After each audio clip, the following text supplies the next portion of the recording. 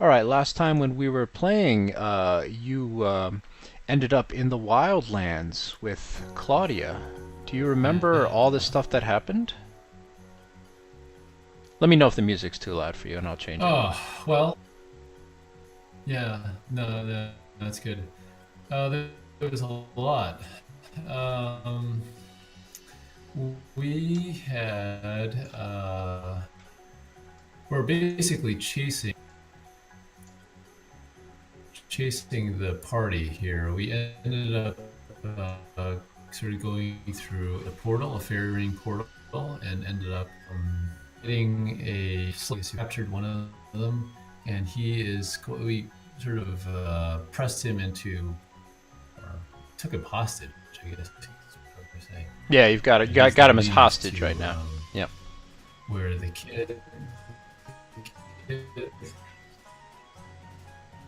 where the kids they're being where they are. So the kids, something weird is happening to the kids.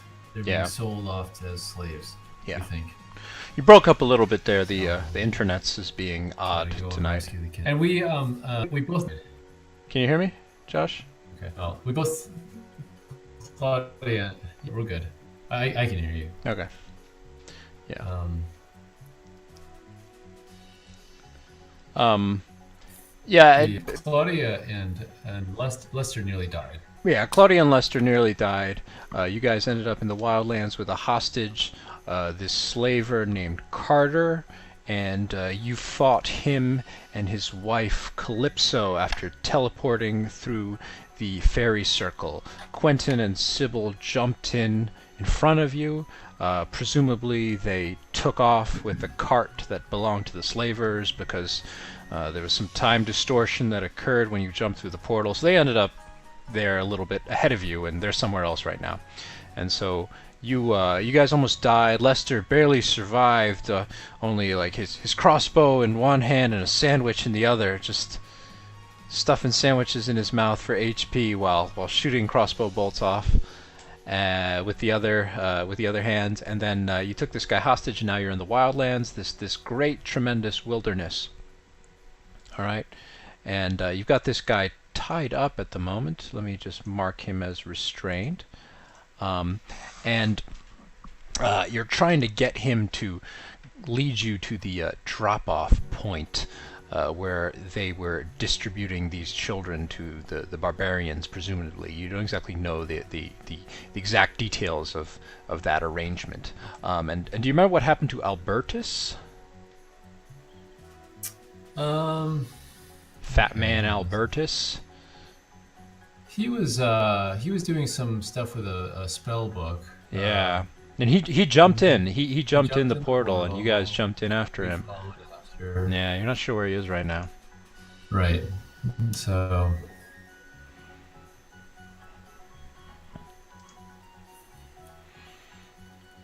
Okay. Yeah. So we're in the wilderness. Yeah, you guys are in the wilderness, and the trees are larger than they are. Elsewhere, the mountains loom up around you, and great grasslands and plains surround you guys. Lester is currently at 11 hit points. Claudia is at 10 hit points. Claudia's wearing that helmet at the moment, the helmet that the little girl Rosella had. Yeah, so her armor class is slightly raised.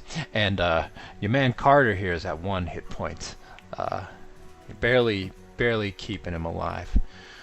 So you guys, Carter's leading you through the wildlands along this trail, all right? And you guys meander down this trail, and you're observing the scenery around you. By this time, it's actually starting to get dark. It's kind of in the late-ish afternoon, and Carter says that there's a campsite nearby that we might be able to use for the night. It's where we used to stop off as we were transporting the children. It should still be safe to camp out there. It's dangerous to be traveling the wildlands in the evening. There's all types of beasts around that could impale us, tear us to shreds. So As you guys move along, you reach the campsite, which is, it would be like right about here on the map. Alright.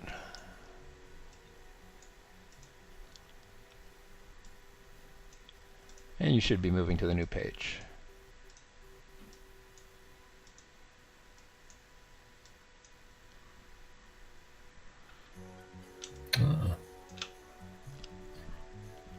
Seeing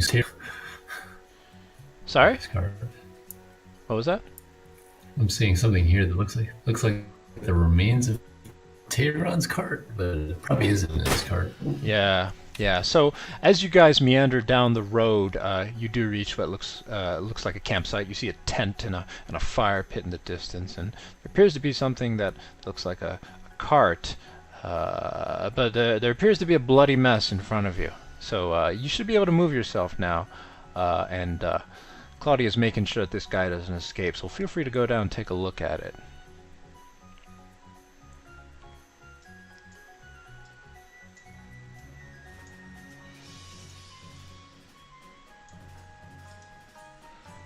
Oh, and you also see someone else here. See who it is?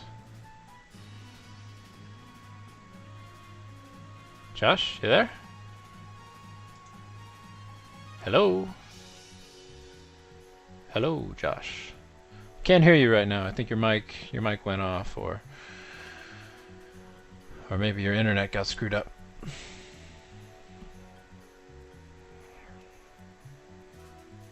Hello, hello, hello.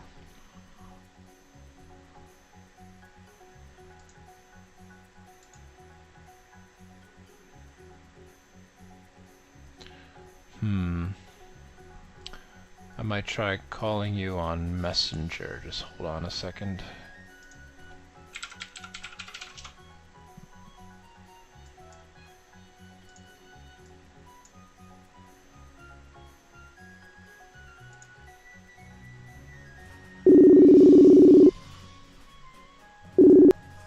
Hello, can you hear me?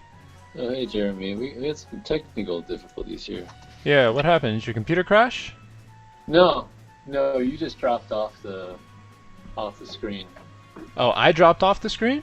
Yeah. Oh. That's weird. You can, so wait, hold on. You can still, so I'm gonna move Claudia. Can you see that? Yeah. I can, yeah. Hmm?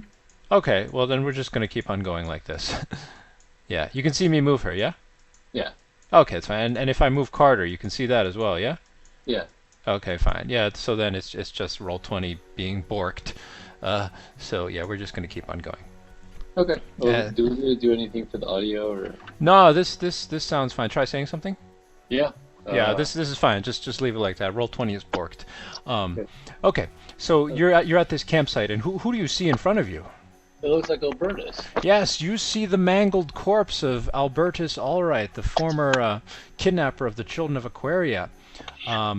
He is lying in a bloodied heap in front of this camp, and he is dead. Okay. Yeah. Hold on. All right. So feel free to make a perception check. You can try to determine the cause of his death. Okay. Oh, well, roll a 20. Okay, you rolled a 20, and plus your perception, that's +4, so it'll be a 24. All right, so you see these rock spots nearby. Yeah. Yeah, so from what you can tell, something appears to have almost burrowed up under the ground and smashed into Albertus as he was standing in the area. An examination of his body reveals that his innards have been chomped on, and he's died of blood loss.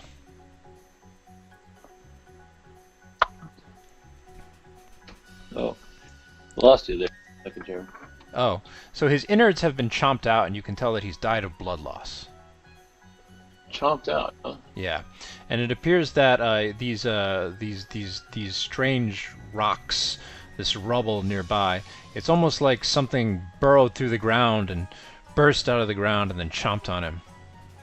Okay. Wow. Yeah. So Claudia and Carter come over, and Carter looks at Albertus with horror and fear in his eyes and says, "Oh no, this is what happens in the wild lands. Strange beasts jumping out of the ground and killing folk. It was probably there's this monster called the land shark. It's said to bury in the earth and jump out and decapitate people with his jaws. God, Albertus, I'm never gonna get paid now." Claudia squeezes. I think you got a grappling hook tying him up. She squeezes the grappling hook tighter, and she says, "Well, you got better things to worry about than an old fat bastard paying you, you son of a bitch. You know, if you try to escape, then we're likely gonna feed you to whatever thing did that to Albertus. It's no great loss, huh, Lester?" Nope. Saved us a lot of trouble, actually. But the problem is we're never going to get any information out of him now. No, but, well, you know, maybe we should search him. Maybe he's got something on him. Claudia goes over and ruffles through Albertus's stuff, but weirdly enough, it appears that somebody has searched Albertus's body already. You get the impression that his coat has been ruffled through, and he doesn't have any money on him. That spell book that he was using before, that got left behind. Yeah. Yeah. Can we search the, this looks like a tent over there, right? Search the tent and the campsite. Yeah. Which would you like to search, this cart first or the tent? I'll search the tent. So maybe Claudia can search the cart area across the street. All right. So before you do this, what Claudia is going to do is she shoves Carter into a corner here, and then just says, we got your both of our pairs of eyes on you, you dirty bastard. Don't go running nowhere." And she attaches the grappling hook to like the rock here, and wedges it in so he can't actually escape very easily. All right. And then she goes down to inspect the cart while keeping her attention on him. So you ruffle through the tent, and you hear Carter mumble, "That's where we kept our stuff. This is our former campsite. You're not going to find anything in there."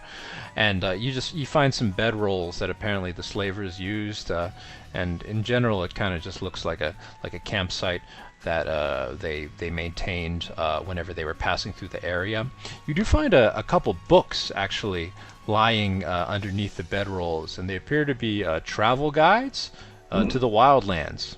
Oh, well, that'll be handy. Let's grab those. Yeah, so I'll show it to you. You can flip through it. Think like Lonely Planet style travel guides. This is basically what they say. Yeah, there it is. You should see it pop up. Oh, that's a nice picture there. Yep.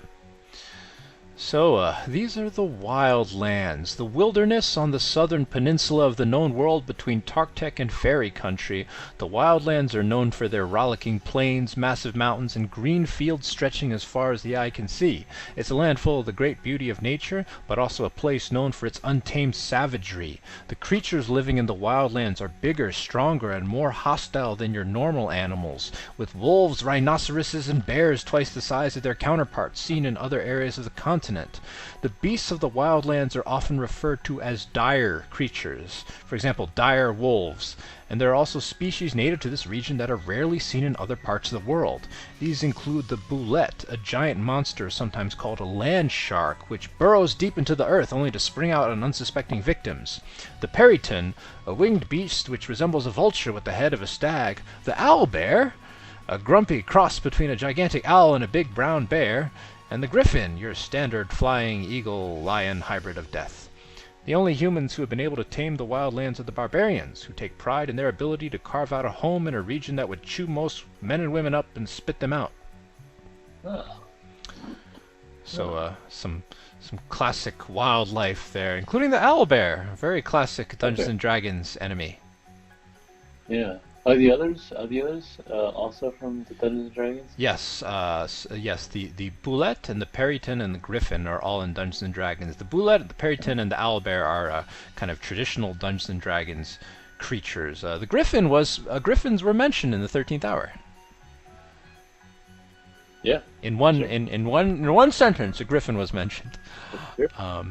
Oh, so just as an aside, Joshua, as an out-of-game aside that I found super interesting, I was reading up on monsters, and I learned that the original classic Dungeons and Dragons monsters, like the owlbear, do you know what Yeah. they were inspired by?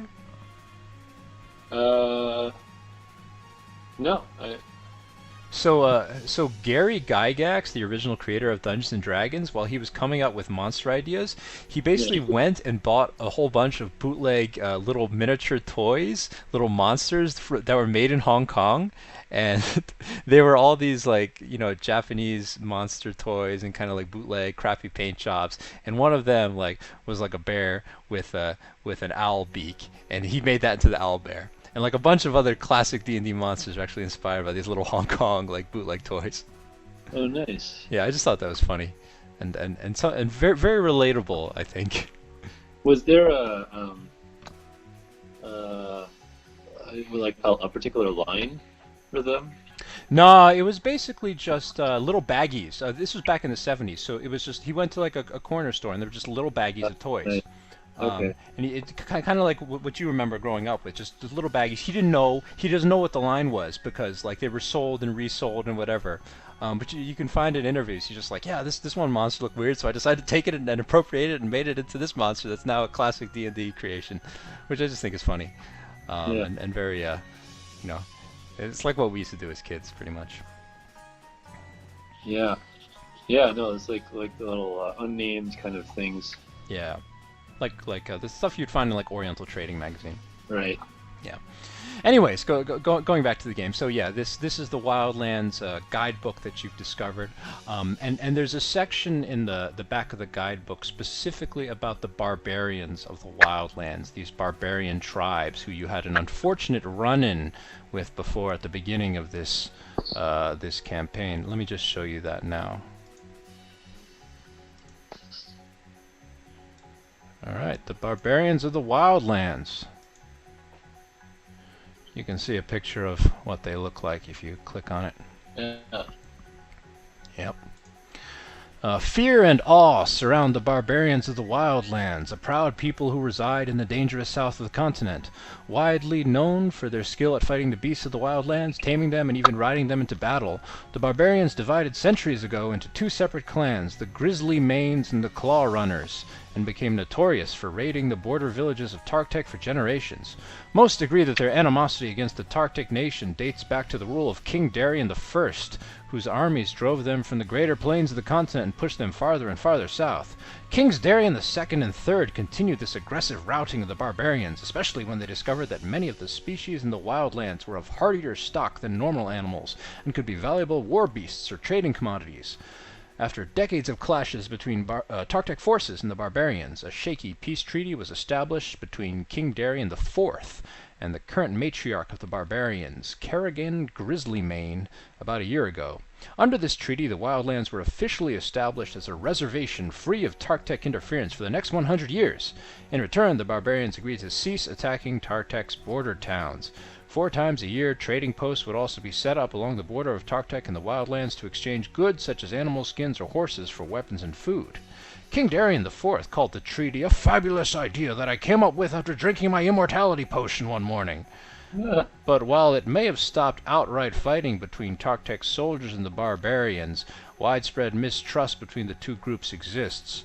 Word has it that the treaty is also exceedingly unpopular with the Claw Runner barbarian clan, who view it as an admission of weakness. So yeah, now you know more about these people that you encountered in the very beginning of this campaign. The barbarians, whose presence was only hinted at in the 13th Hour, but it was known that they were doing some raids and they were a dangerous force somewhere to the south. Interesting. Yes. So they're getting the imperial weapons and other goods like that, and animal skins and horses, so they're doing some trading there. They're doing some limited trading.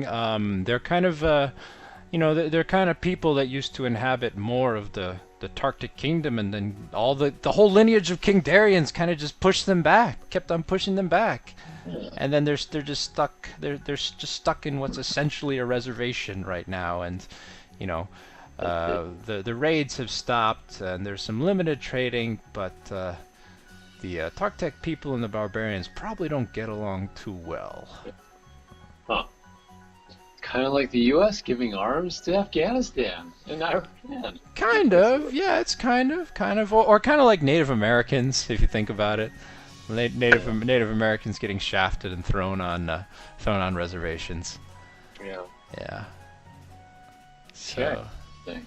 Yeah. So I mean, you flip through the books and you didn't really know much about this part of, I mean, you barely really left Tartec City before, so now you know a little bit about these people, and you're not exactly sure though whether or not the barbarians you encountered in the beginning of this campaign were from the Grizzly Mane or the Claw Runner clan. There are two main clans. You're not exactly sure which one you dealt with. Yeah. Presumably, whichever one you dealt with is not too happy with you right now, because Tehran's cart crashed into them, and then you lit them on fire. Yeah. Okay. Well, let's see. All right, and Claudia's peeking around this cart here.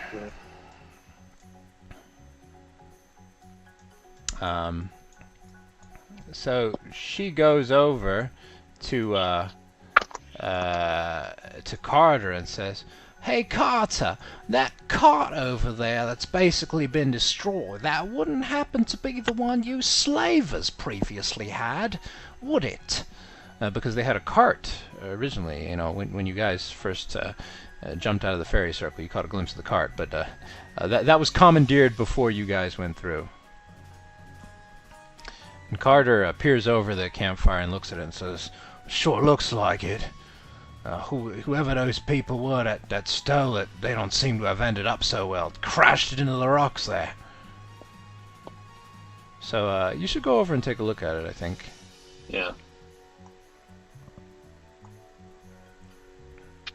So you see the remains of the cart, and it's covered with boulders and rubble. Once again, you see the rubble that surrounded Albertus, and it almost looks like something jumped out of the ground here, and then burrowed under the ground here, and then came up here, and then smashed into Albertus here, and then jumped up into the air and took a chomp out of him. Based on what you've just read in that Tartec guide, there was one monster called a boulette, also known as a land shark. You get the feeling that this particular monster, which supposedly burrows underground and then jumps up and attacks people, might have been possibly the one that did it, but you don't know for sure because you've never seen it before. Gotcha. Okay. Yeah. And so this is the remains of the slaver's cart. Whoever commandeered it, it might have been Quentin and Sybil when they jumped out, because Carter did mention that last time. They jumped out earlier and then grabbed the cart and then, were either making an escape or perhaps chasing after Albertus. You don't really know. Whoever commandeered it, they're nowhere to be seen. There is a dead horse here that got buried under the rubble. Make a perception check or an investigation check on the horse if you want to know more about it.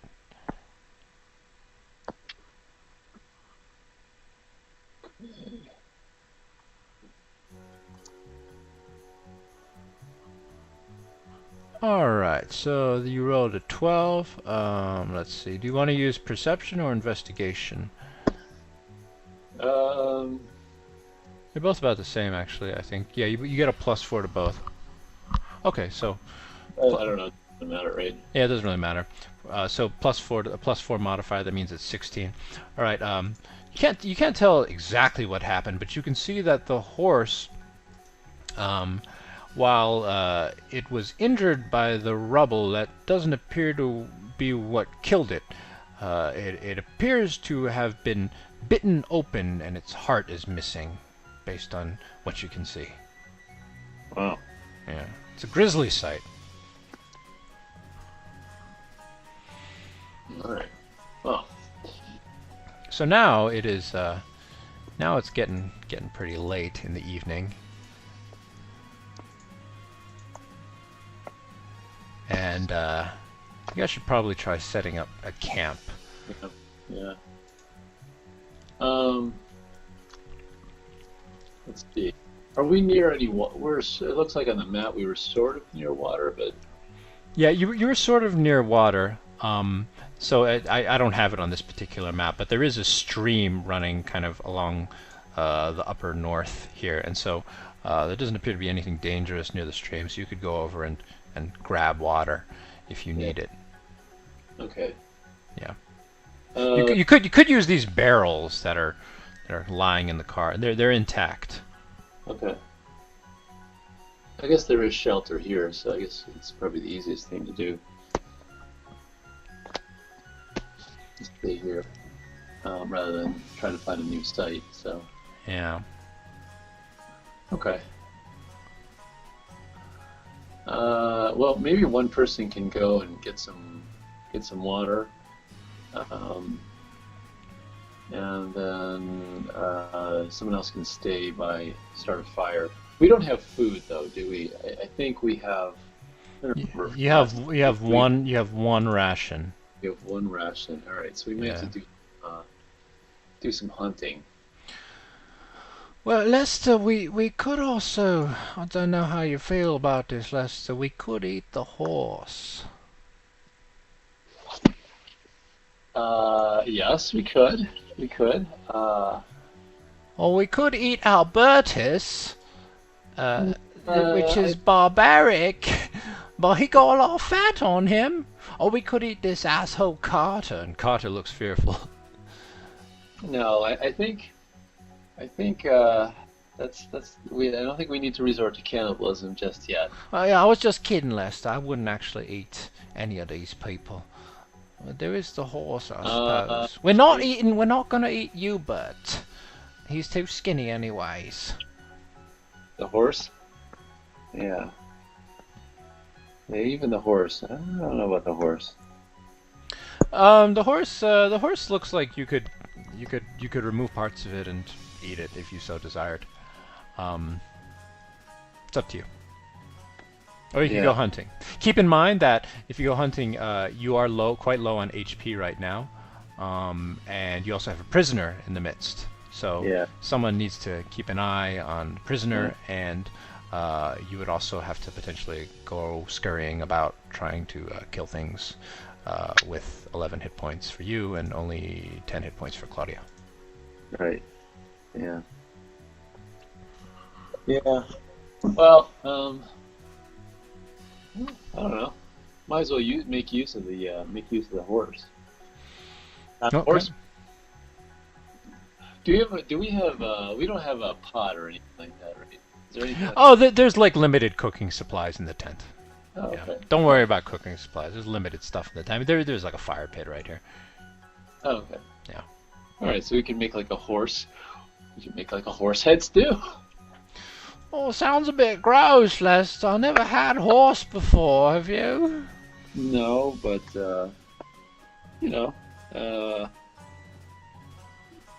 probably tastes like chicken.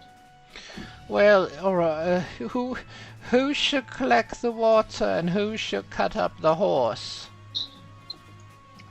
So cutting up the horse is going to be an animal handling check. You only have a +1 modifier in animal handling. Claudia has a +6. Oh, no kidding. Yes. How about Carter? Carter is not skilled in it. Yes. Okay. Claudia's skilled in animal handling because she used to work at she used to be a shepherd before she went away to the capital city and met you. That's right. But I don't specifically know how to stab open horses. I'm gonna be figuring this out as I go along. Yeah. Well, that's okay. You probably know more than any of us. Oh dear. Alright, Lester. I'm gonna borrow your sword then, okay? If that's alright. Yeah, that's fine. Alright, so Claudia grabs your sword and is like, "Oh, don't look at me, Lester, I'm going to get nervous. This is already disgusting enough as it is." Okay, we'll leave you to do that. I'll take Carter with me to go get some water. Okay, so that would be just up in the north. Yeah. And so you can move just to the edge of the map and gather some water from the stream. I guess you can take a barrel from this crime scene if you want to. Let me just roll for Claudia to see exactly what she manages to get from the horse. Okay. Right, Claudia rolls a 14 total in her handling of the animal, and you hear much disgusted sounds and uncertain noises as she like saws into it and is like, "Oh God, its innards are missing. This is absolutely disgusting." And then you hear Hubert, the cowardly lamb, poke his head out of the bag of holding and sniff at the horse and let out, "Ah!" And then he ducks back in, and Claudia's like, "I don't blame you, Hubert. This is absolutely barbaric work, as Giselle would say. I'm sorry, Mr. Horse. Was your name Ed in a previous life? I apologize, Ed." And like, and she cuts into it. So Claudia manages to pull out... okay, she basically only manages to pull out one huge chunk of horse flesh. It's very hard to cut. Okay, now this chunk of horse flesh can be used for the stew. Okay. All right, and it can make... and so you can eat it all at once, or you can try to like you can try to like bottle some of it up if you want to keep it in the future. Okay. Yeah. It's enough to make basically like 6 bottles of horse head stew. Oh God. Okay. Well, we'll try to eat as much as we can. Okay. Maybe we can make like, I don't know. We can figure out a way to preserve it. Maybe we'll make like jerky or something. Okay, you could do that, or it would be enough to make like six pieces of jerky. Yeah. Right, so Claudia goes about preparing this monstrous meal. Meanwhile, I'm going to say that you gathered water with Carter, yeah? Yeah. So we get a barrel. I'll just move you to the side here, yeah. Yeah. Okay. I'd like to ask him. So how much were you going to get paid from this job? Oh, it was going to be 2,000 each to me and my crew. So 2,000 for me, 2,000 for my wife, and then 2,000 for the boys. And me and my wife were planning on killing the boys when we was done, so it was just going to be more for us. But you killed my wife, you son of a bitch. He's quite sad about it too. He's quite broken up about it. Yeah. He stares sullenly at the ground. Meanwhile, Claudia is stirring this big cauldron of horsehead stew, and she takes a sip with a spoon. It's like, it's not bad, actually. It needs some spice, but it's not bad. None for you, Carter. You can starve. Carter, let me ask you something. I'm really sorry about your wife. Oh, you're not sorry, Lester. You don't have to be sorry about her. She was a bitch anyways. Well, let me ask you this. We obviously don't have that kind of money to pay you, but, you know, on the other hand, it seems like you're at a crossroads here, and you have an opportunity maybe to do something different.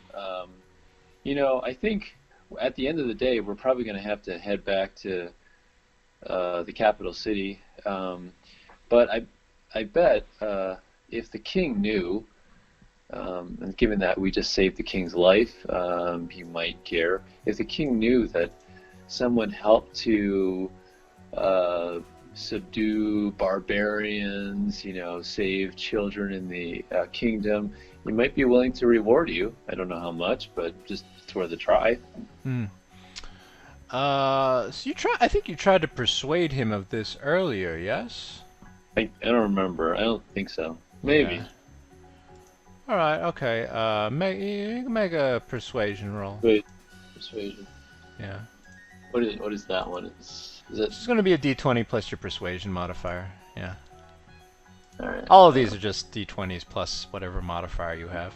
I think if persuasion, you unfortunately only have. It depends on your charisma, and you only have 12 charisma, which means you have a 1 modifier. A 15. All right. So you can see Carter appears to be looking it over in his head, and this is not a nice man. This is not a good. Yeah. A good God-fearing citizen of Tartec. This is an evil person who is profiteering off of human trafficking, and so you're not exactly sure if he's gonna do what you've just proposed, but he does seem to be thinking about survival right now. Okay, and so as best as you can tell, he doesn't say anything, but as best as you can tell, he seems inclined to follow along with you and do what you ask for now. If only for the sake of surviving. Yeah. Yeah. You're so forgiving, Lester. This guy seems to be a real piece of shite, actually, in my opinion. I don't know if he's going to be one to really, one good turn and all that rot. I think Yeah. we're gonna have to keep an eye on him throughout the night. Yeah, we're gonna have to take shifts. Yeah. Yeah. All right. So do you eat the stew, the horsehead stew that Claudia has prepared? Yes, we do. All right. You eat the horsehead stew that Claudia has prepared, and if you guys do a long rest now, then you recover all of your hit points, and you'll actually level up too. So how do you want to do this long rest? It's nighttime now. You can hear really loud sounds of cicadas and crickets all around you. Mm-hmm. Well, we need one person. Well, basically, I don't know. I mean, we basically have to have like one person up at all times. We can't harder, so. Yeah. So a long rest is at least 6 hours. Yeah. So you can do. Well, it depends. You can do like an hour. You do an hour. Claudia does an hour. You can split it up in another way. Oh, it doesn't have to be 6 continuous hours? No, it just has to be like 6 hours. That you get over the course of a period of time. Yeah. At least that's how I homebrew it. Okay. Well, yeah. Why don't we do like maybe two 3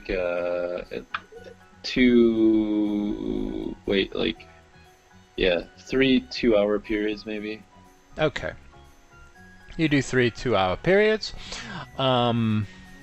Okay. And what's the order going to be? You, Claudia, you, or Claudia, you, Claudia, you? Claudia can sleep first. I'll take first watch. All right. So you and Claudia eat the stew, and the stew is going to recover some hit points for you both. I will say that the stew, in its very potent form, will recover. Okay, you both recover 6 hit points. Okay. Did we save any for Carter? Do you want to give some for Carter? Yeah, we should give him some because he only has 1 hit point. Okay. He needs to like leave to where he's gonna go. You don't have time for him to die right now. Okay. Carter gets he's at 7 hit points now. Claudia's at 16, and you were at 11 before. So you're at 17. Yeah. Okay. Okay. Just mark that down on your sheets. Yeah, you're at 17 out of a max 31. And Claudia is at 16. Okay. And the horsehead stew, it tastes surprisingly hearty. It's a bit bland, but it's not bad. You've just eaten a horse. Finally, Claudia says, "All right then, Lester. Well, I guess I'll try to get some shut-eye if you want to watch this guy first. Be careful. shout if you shout really loudly and to wake me up. We should come up with a special code word, Lester, like a danger word, a safe word. What should it be? Saber. Saber. Oh, like sabering the situation, like what Quentin did. All right. I'm gonna go in here, and I guess if you need anything, then yell out saber as loud as you can. Okay. Right, so Claudia goes in and cuddles Hubert under one of the bedrolls and rolls back and forth up and down and tries to get some sleep. Meanwhile, you're left alone with Carter. Do you want to talk with him or carry out your shift in silence? Or do you want to prop him up next to the corpse of Albertus Allright?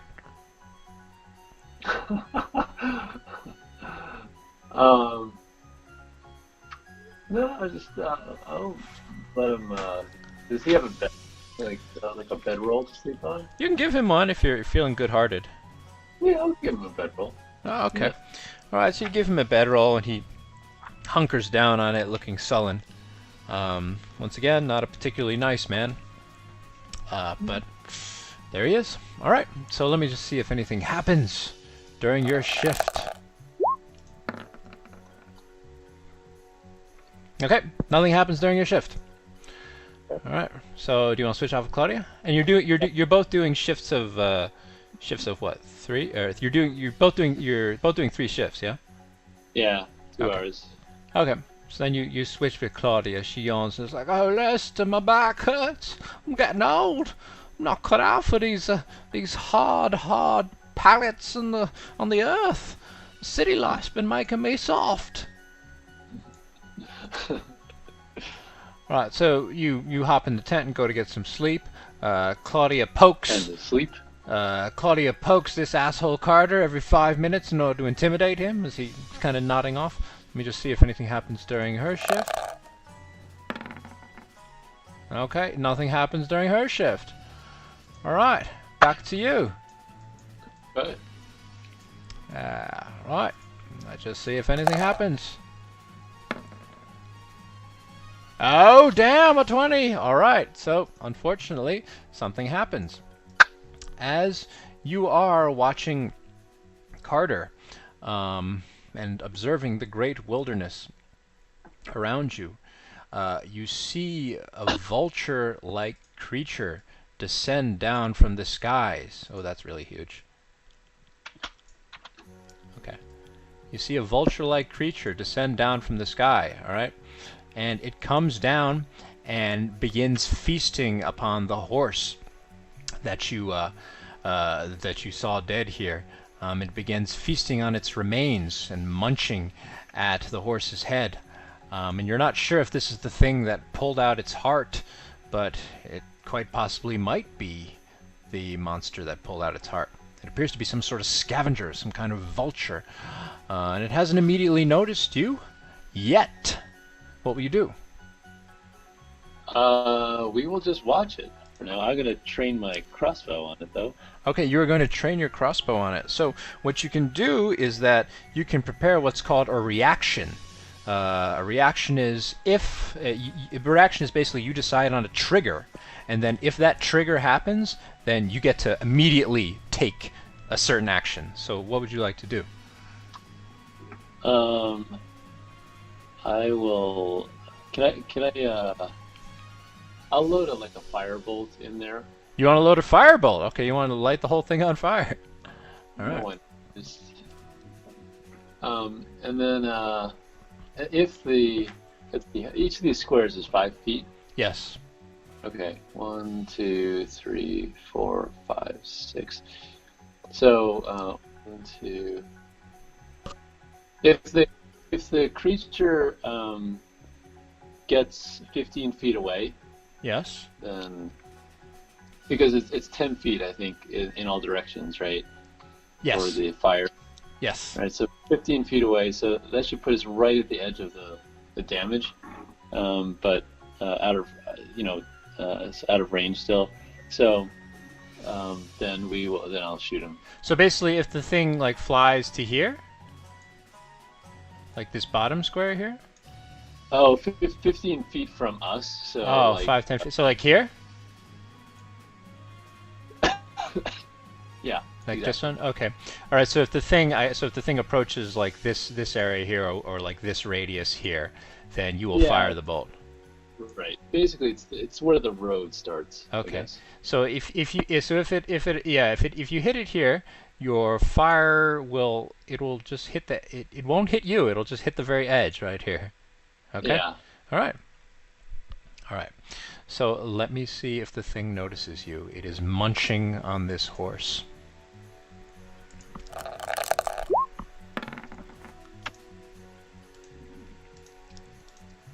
All right. It rolls a 3 plus. Let's see. 3 plus 1. All right. It rolls a 4. All right. Make a. Let's see. Make a stealth check, because you got to be quiet now to not attract attention. Okay. That'll be a d20 plus your stealth modifier. I think you should be okay though, because it rolled very low. Let me see what stealth is. Yeah, your stealth is. So what you can do, Josh? What you can do is you can pull up your character sheet, and then you can just click on your skill on the side. Actually, just like how you do for attacks, you can just click on stealth. It'll do the roll for you. That's probably easier. Oh. Okay, yeah, you rolled an 18. All right, you are extremely stealthy. All right, the thing does not notice you. Okay, and it munches on bits and pieces of the horse's body and then takes off. Okay, you did not attract his attention. Okay. All right, Carter has just dozed off and is kind of asleep now, drooling on himself.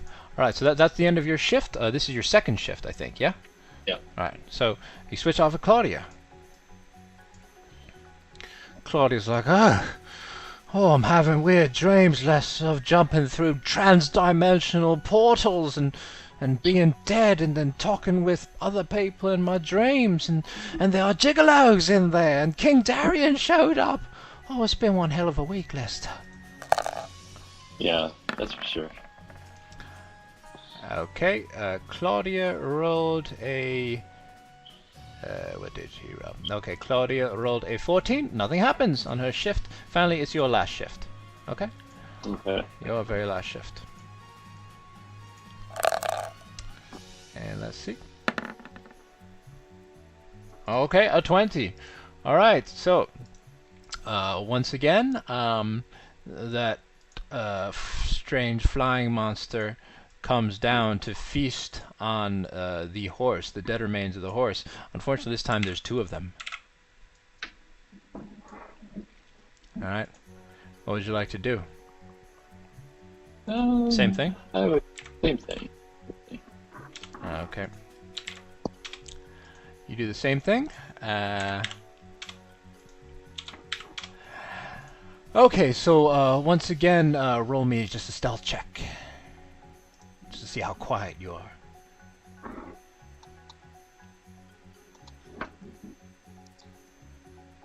Ooh, okay, you rolled a 5. Let's see what they roll.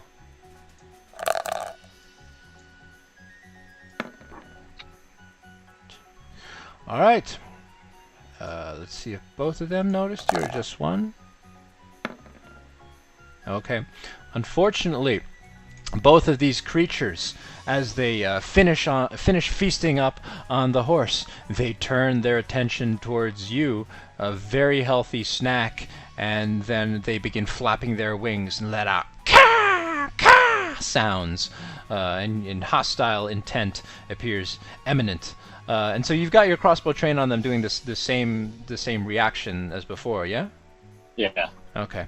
All right. So now, unfortunately, you're going to have to roll initiative.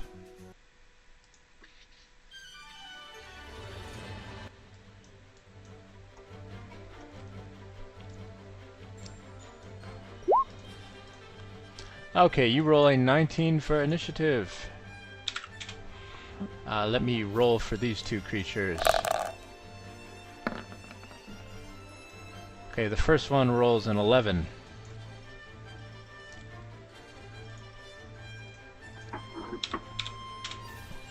Or actually, sorry, it should be. I always forget to do this. It's 19 plus your dexterity modifier, and that your dexterity modifier is 2. So it's 21 for you, actually. Oh. Yeah. And then this thing is also plus its dexterity modifiers. The first beast gets a 12, and what is the second beast going to roll for? Okay, the second beast gets a 16. Okay. Claudia and Carter are currently asleep. They're not in the combat at the moment, but you can choose to wake them up if you wish to. All right. Okay. So you're at the top. Okay, you're first. All right. What will you do? I will. They haven't moved yet. They can't do anything. If they move in I guess that right up to the road there, you can instantly take your reaction. Yeah, that's a nice thing about preparing reactions. Okay. Or you can attack them now. It does look like they're going to come towards you. Okay. Well, I'll just shoot them now. Okay. You shoot them now with your flame bolt. Yes, why not? All Take right. 2 at once. I mean, otherwise it's just, I'm going to aim for this spot that's, I mean, it doesn't really matter. I'm going to aim for one of them. It's going to hit both, I think. Okay. So. You can aim for, like, this spot here if you wanted to. It's up to you. Yeah. Okay. Yeah, like, oops. I think that spot. Okay, awesome. So pull up your character sheet and then click on the dragon spit crossbow. And it'll roll your d20 attack roll automatically for you. Alright.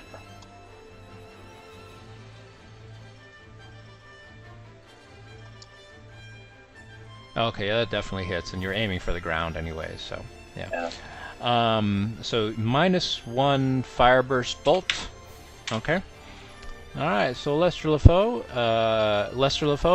goes for the violent approach. And so it was this spot right here that you wish to target, yeah? Yeah, right here. Alright. Alright, so it is going to spread out down like this in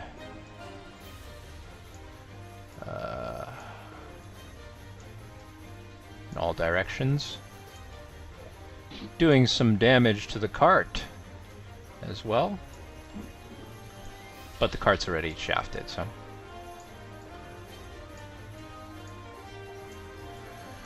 Alright, Lester LeFoe, let's loose with an explosive firebolt. Boom! Photoshop effects. Do those slow down your computer when I do them? Just curious. No. Alright, I'll do more of them then. Alright. Okay, so now click on the dragon spit crossbow text in the chat, and it will calculate the damage that both of them receive. Oh, only 3 points of damage. Alright, it's not that much. Alright, you get okay. So both of them take 3 points of damage, but because they are in the fire, I believe they okay. They need to make Constitution saving throws. I'm just gonna. Alright, they need to make Constitution saving throws.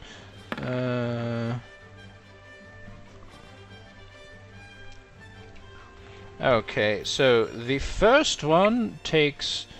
Okay, it's the first one succeeds on its Constitution saving throw, and then the second one. Okay, the second one fails.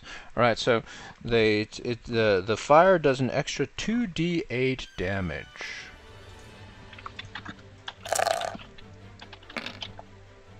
All right, so the second one here takes. This guy on the right takes an extra 11 points of damage from the flames. This guy on the left, because he succeeded on his Constitution saving throw, he takes half that, which would be an extra 5 points of damage. Okay? And you hear the birds, the bird-like scavenger creatures, they just let out a shriek of pain as the bolt explodes around them, setting fire to the area. The sound is enough to wake Claudia and Carter up. Carter looks at the scene, and he screams out, "Oh no, it's Perryton's! They've come to scavenge us and rip us to shreds. He begins writhing in his bounds. All right. Claudia rushes out of the tent and is like, Jesus, Lester, killing the wildlife already? I'll add, so Carter can't move, so I'm not going to do initiative for him until he can move, but I'll roll for Claudia. Add her to the queue. Okay, Claudia rolls a 19 plus her dexterity modifier, which is a 4. So that's a 23, actually. She's even ahead of you. Oh. So she can't really... She can't really get close, unfortunately. Because you blew fire everywhere, and it lasts for like 3 rounds, I think. Or 2 rounds. Can she like throw rocks and stuff like that? Yeah, she can go searching for rocks and throw them. Yeah. I think your fire lasts for 2 turns, alright? Alright. 2 whole turns. Yeah. Okay. So now it is, let's see.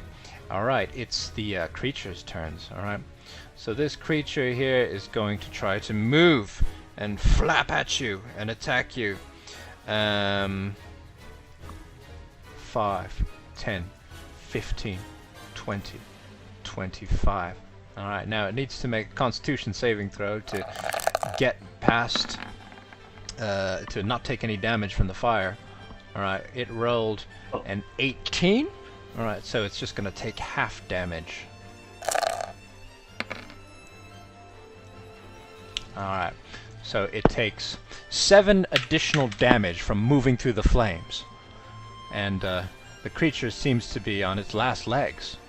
But not on its last legs enough that it can't try to do an attack on you. Alright, as it flies across the road, it does a dive attack and just tries to come down straight at you. Okay, so it's going to do an attack and try to peck your eyes out with its talons.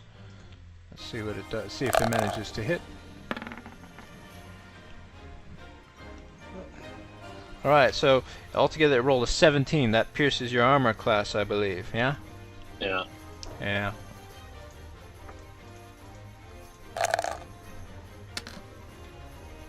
Alright. It does 10 points of damage on you, unfortunately. It does 10 points of damage. Okay. And then it is going to try to do another attack on you with its wings. Going to try to beat at you with its wings. Let's see if it hits. Okay, it only rolls a 5, and then plus its modifier would be a 10. That doesn't pierce your armor class, yeah? Yeah. Yep. Okay, and unfortunately, because it dived, it has another attack called a dive attack. It tries to do an extra 2d8 damage to you. Let me just see if that hits. Oh, 19, that will most definitely hit. Alright. Oh, bitch. Oh no! Lester LeFoe took 14 points of damage! Oh, shit. Lester LeFoe is unconscious. Oh, shit. It just, the bird just flew down and just poof, poof, poof, just slashed at you with its talons. Oh. And slashed at you with its wings, right? Lester LeFoe is unfortunately unconscious. Alright. And you have to make your death saving throws. Okay. Alright. So this next one is going to try to move through the flames as well. Alright. 5, 10, 15, 20 to possibly attack Claudia. Alright, let me just see if it takes any damage as it moves through the flames. Alright, so it's going to take half damage.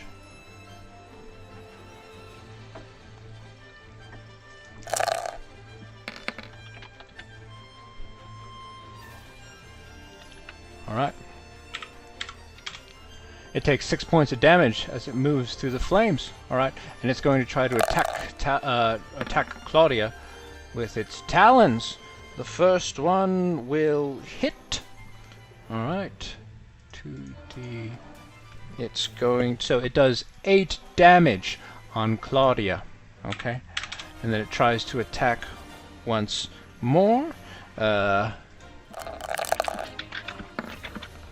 And the second attack misses. Okay. So now, okay, now Lester LeFoe is unconscious at the moment, unfortunately. All right. Poor Claudia screams out, "Lester, not again!" Oh God, Lester! Oh, what am I gonna do? Alright, what can Claudia do? Let's see. Gotta pull your bacon out of the frying pan. Alright, check this out. Lester LeFoe, what do you got? You got what? You got one ration? I have one ration left. Alright, Claudia Copperhoof uses her bonus action to reach her hand into your pocket, pull out the ration, and then she uses her action to stuff it in your mouth. Roll 1d6. And you got no more rations.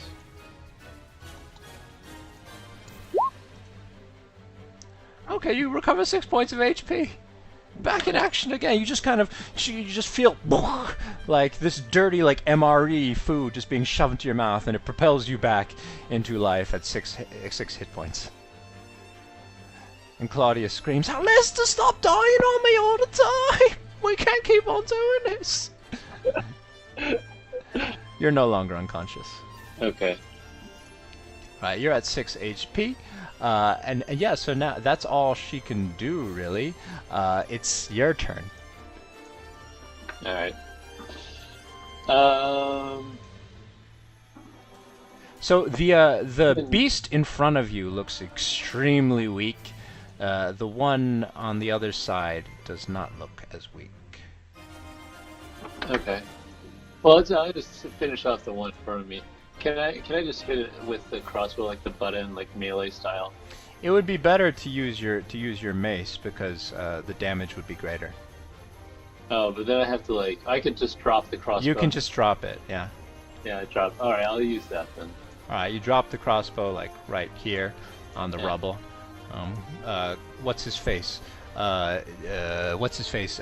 Carter's still tied up, so it doesn't look like he's gonna grab it. Yeah. All right, and so you pull out your mace. All right, click on the mace on your character sheet, and it'll do an attack roll. All right, 17 will most definitely hit, and then click on the mace on the right-hand side for the damage. All right, 9 points of damage. All right, how do you want to do this? It will kill the beast. Okay. I take the step forward, take the mace, bring it down on its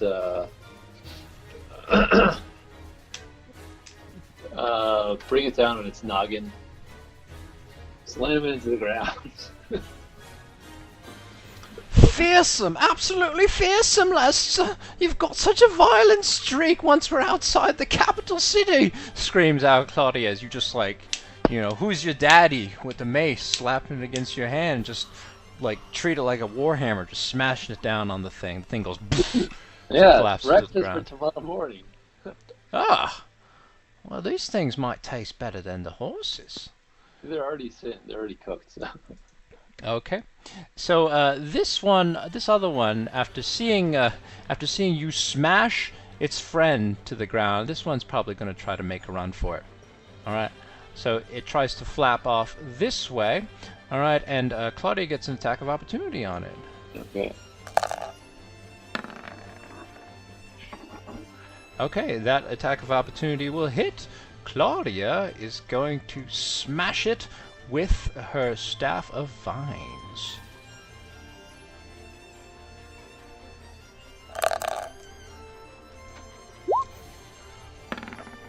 Let's see, staff of vines damage.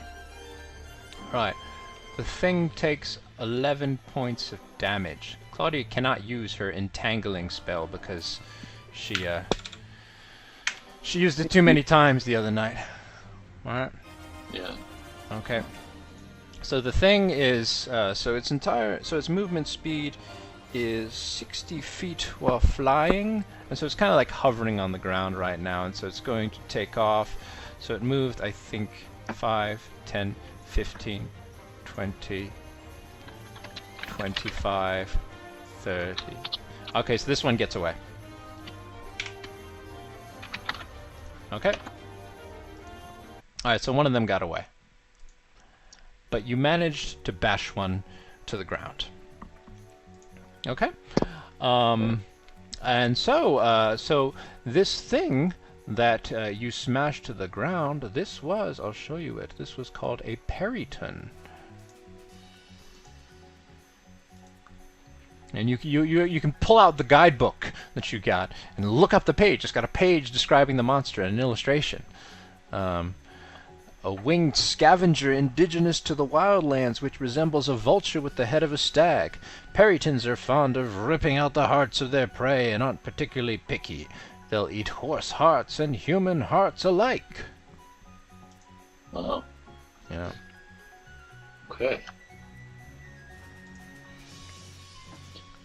Well, Lester, shall we eat it? Put it between two pieces of bread and call it a sandwich. Yeah. All right.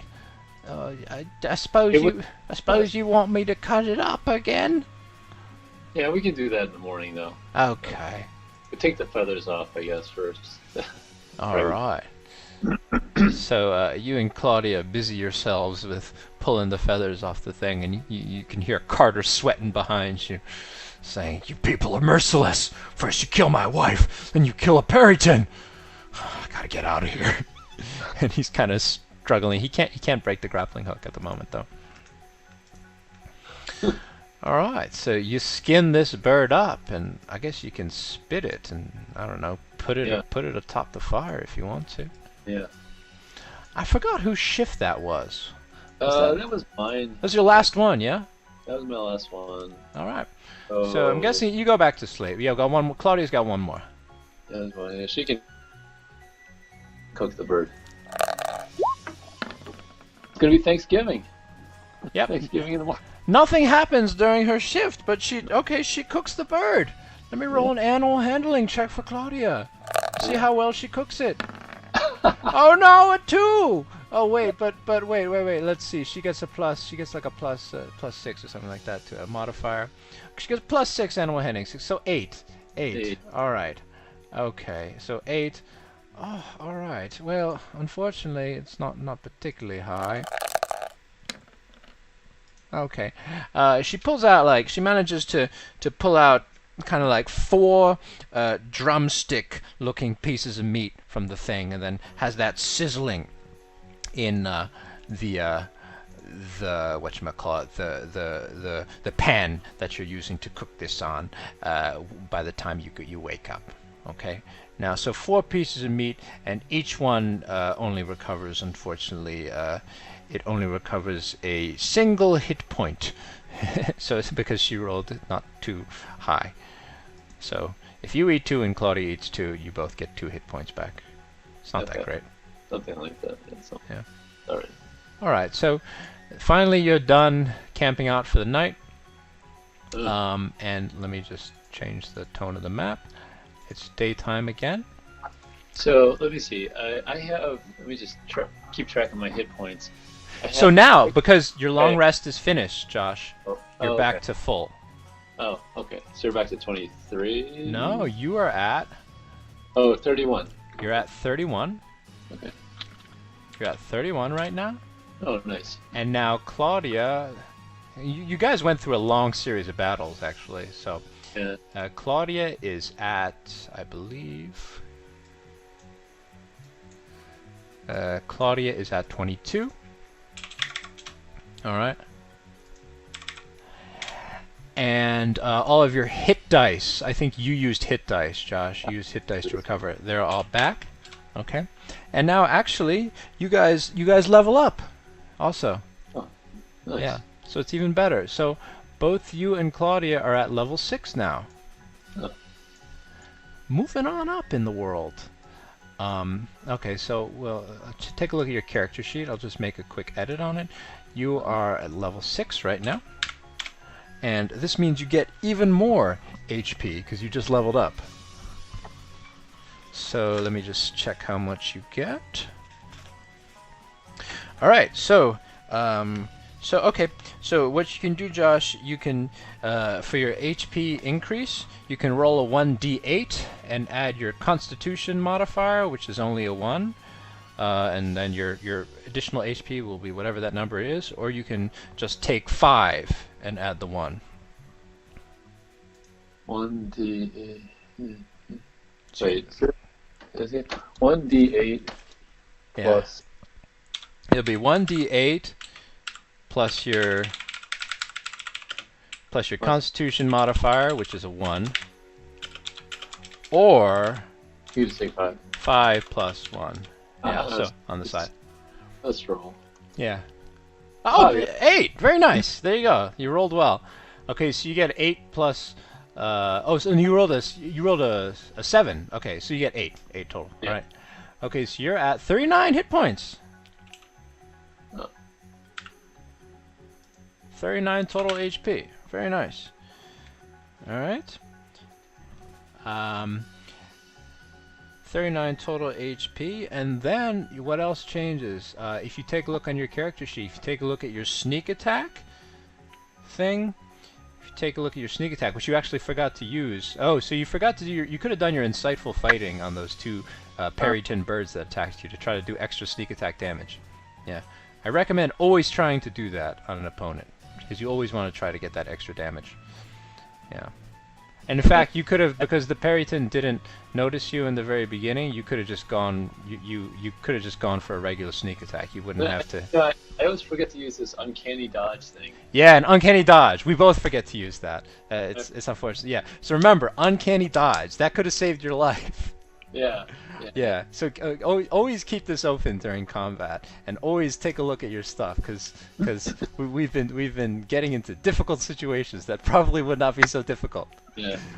But then, so the nice thing is, at level 6 now, your sneak attack changes ever so slightly. Instead of doing an extra 2d6 damage, now you will do 3d6 damage. Yes, so it's even better. So yes, sneak attack is the shite, and uncanny dodge is also the shite. So you definitely want to use them. And now, finally, you gain one additional ability called Expertise. Okay? And so what Expertise does is that you see all these skills on the left side here? Mm-hmm. Alright, so what you do is choose 2 of them, and then for any 2, whenever you roll a check in that particular skill, your proficiency bonus gets doubled.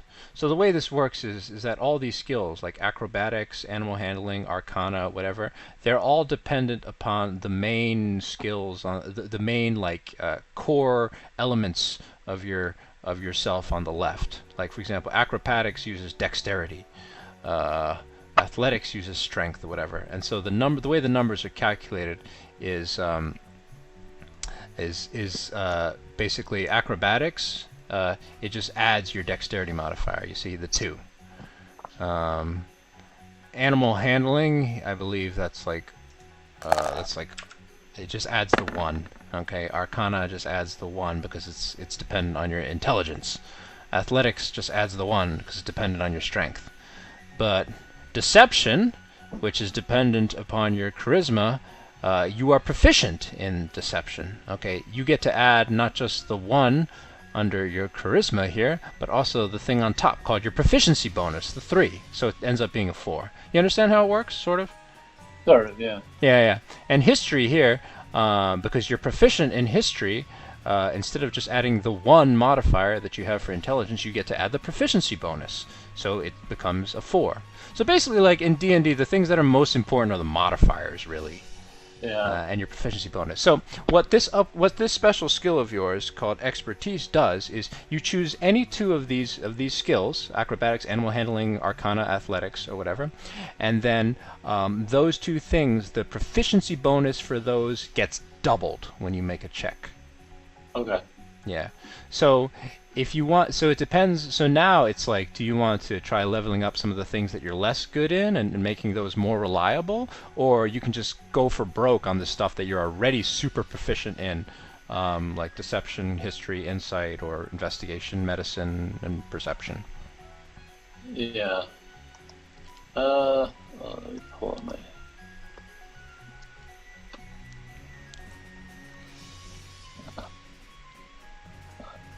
Okay.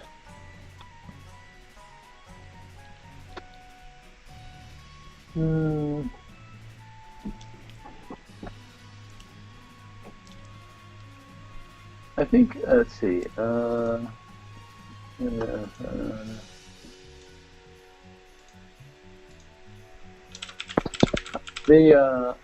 think the persuasion, that one is. Persuasion? Oh yeah, your persuasion, you're not that persuasive actually, yeah. Probably could be a little bit better. It seems to come in handy. Yeah. Intimidation probably also would probably be helpful. Yeah. What is performance? Oh, actually, unfortunately, sorry, I read this wrong, Josh. Unfortunately, you can only choose the ones that you're already proficient in. Sorry, Okay. you can't choose the new ones. Unfortunately, I'm afraid. Yeah, you can only choose the. Yeah, it's the expertise. Yeah, you choose 2 of your skill proficiencies. How do you like I guess fix the rest of them? Is it only like after a mission is done or something like that? No. So the rest of them were these were basically decided when I created your character for you. I just chose the ones that were seemed best for a detective. Now, so if you want to increase some of the others, what you will be able to do is at certain levels you can take things called feats, and what feats do is that they can help you. They can add your proficiency bonus on into certain skills. Or if you want to, when you're back in Tartec City, and if you want to like study how to become better at something, you can study how to become better at one of these feats and like role play like a little scene, and then we'll say that like in the downtime between a case, for example, you've suddenly decided to become very religious, or you've suddenly like learned how to become more persuasive. Okay, that's another way to do it. I see. Okay. So like within the gameplay mechanics, you'll have to wait until level 8 to take a thing called a feat, which is like a certain. There are many different feats, and I'll give you a list of those that you can choose from when the time comes. Some of them are really cool. Like there's one called like crossbow expert, and there's one called like linguist, where you can automatically learn new languages. Okay. And so that's like the gameplay way of making those better. The roleplay way, which we can do, over the course of maybe the end of this adventure, is when Lester goes back to Tartec. Maybe he can be like, Claudia, I'd like to be more, persuasive. And he like buys a book, like How to Make Friends and Influence People. Like, yeah. Okay. Yeah. I got it. So yeah, keep that in mind for the future. And I guess so now you just choose 2 of these that you're already proficient in, that you want to like really go for broke on.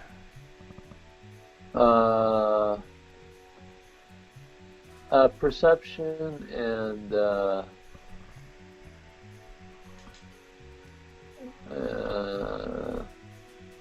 wait, what's the difference between perception and investigation? Okay, yeah, I sometimes confuse this myself. Perception is what you can like see, okay, and it's basically like if you come across a so basically the body of Albertus, okay, rolling the perception check, you can see that he's wounded, and you can see like where his wound is on his body. An investigation check on Albertus's body would be like specifically how he died. Now I kind of confused that earlier. I just made you roll a perception check for it. But like investigation is one step deeper. It's what you would do as a like forensic detective to like be like analyze it CSI style. Okay, gotcha. Yeah. So perception check, like you can tell that the jewels have been stolen, and There might be a set of footprints leading away from the crime scene. Investigation is you examine the whole area and you determine that like the grappling hook is on the window, and like you determine that 3 people actually came into the room and blah blah blah stole the jewel. So it's one step deeper. Okay, and the insight is insight is into people's character. Yeah. Yeah. Okay. Well, I don't know. I think the most useful things are insight and perception. Yeah. For right now. Insight and perception are both good. Deception is also not bad. If you want to be more of a sneaky bastard. If you want to be better at like Nan Leslie, basically. Yeah, that's right. Oh man, I haven't used that. Yeah. That's this time. This time. Yeah. To do that. So which ones are you gonna go for? I'm gonna go for the insight and perception. Okay, insight and perception. So I'll just add this expertise. Insight and perception checks get a doubled.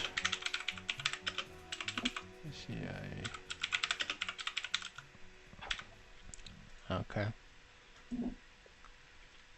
Get a doubled proficiency bonus. So I think you with that you should be successful in pretty much any insight and perception check that you roll for, presumably. Okay. Unless you have really terrible luck. Okay. Yeah. Okay. All right, and so you're a bit stronger now. Okay. Did I change the numbers here? Sorry? Did I change the numbers here? No, you don't change the numbers. I just on the right, I just see I wrote expertise on the right where all your abilities are. On the right side of your sheet, yeah. Insight and perception checks get a double proficiency bonus. Keep that in mind. Keep that in mind. Yeah. Every now and then, read up on your cool stuff here, just to make sure you know what you're doing. Yeah. Oh, and let me just edit this on your sheet. You don't have Rosella's helmet at the moment. Claudia has that because you gave it to her to wear. Oh, that's right. Okay. Yeah, Claudia is wearing Rosella's helmet. Oh. Sorry about that. Might have been helpful, actually. She was wearing it in the fight, so. Oh yeah, it would have been helpful for you maybe. Yeah. Oh well. Yeah. Claudia also levels up, so let me just see. I guess she'll roll for her extra HP too. It'll be. Oh, she rolled an 8 as well. All right.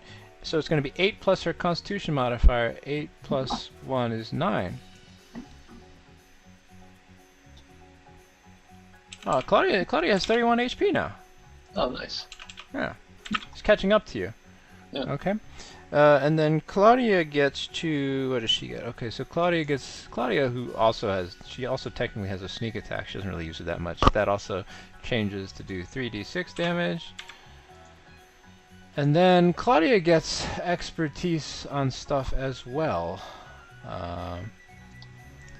So I don't know. I'll show her character sheet to you. Is there anything that you kind of want her to become more of an expert in? She's got really high modifiers on some things, just because when I was creating her, I rolled very high on the initial stats. Let's see. I can't see her sheet right now, but... Oh, I can't show it? So if I show it to you, what are you able to see it now? Just bio. Oh, are you able to click? There should be a tab that says character sheet. You can't see that? No, but okay. I can... That's fine. And then I'll... No. Yeah, okay. So I'm probably going to make her, let's see, she can be... So she's skilled in acrobatics, animal handling, nature, perception, performance. She's skilled in some things that you aren't skilled in.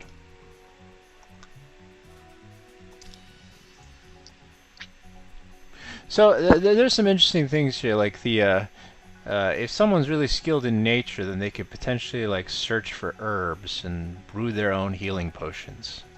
Yeah. That might be an interesting one. So I'm going to I'm going to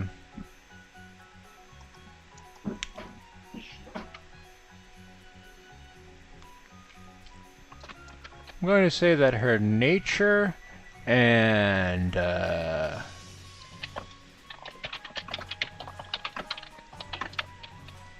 I'm going to say that her nature and stealth will be doubled. Okay.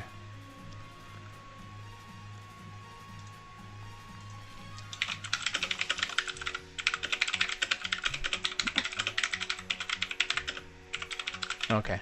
So Claudia is skilled in nature and stealth checks. Alright?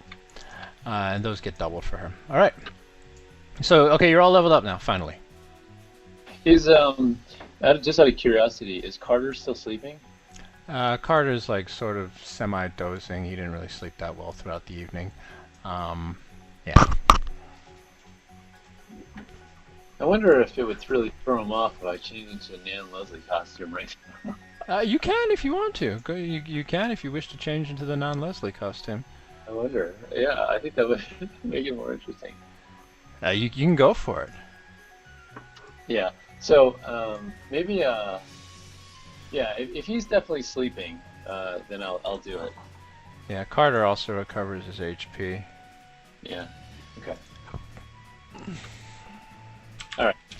If he's sleeping, then I'll run into the woods or something like that. Or Okay. to the tent or something like that and change.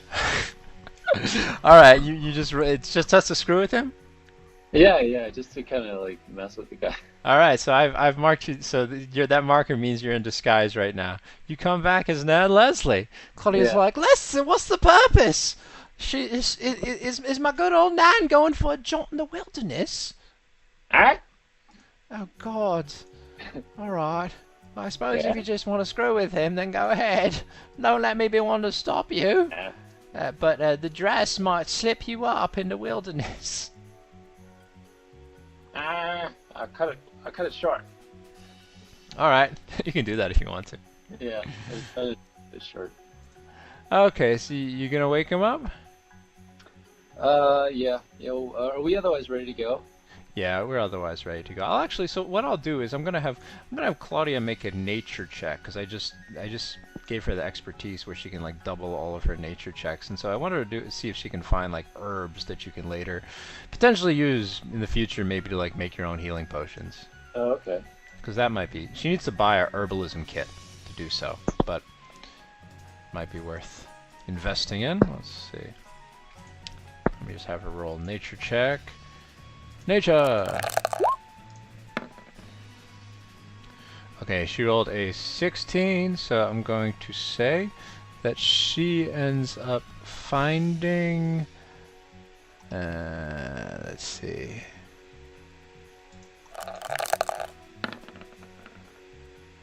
No, because she ends up finding like 11 mysterious herbs.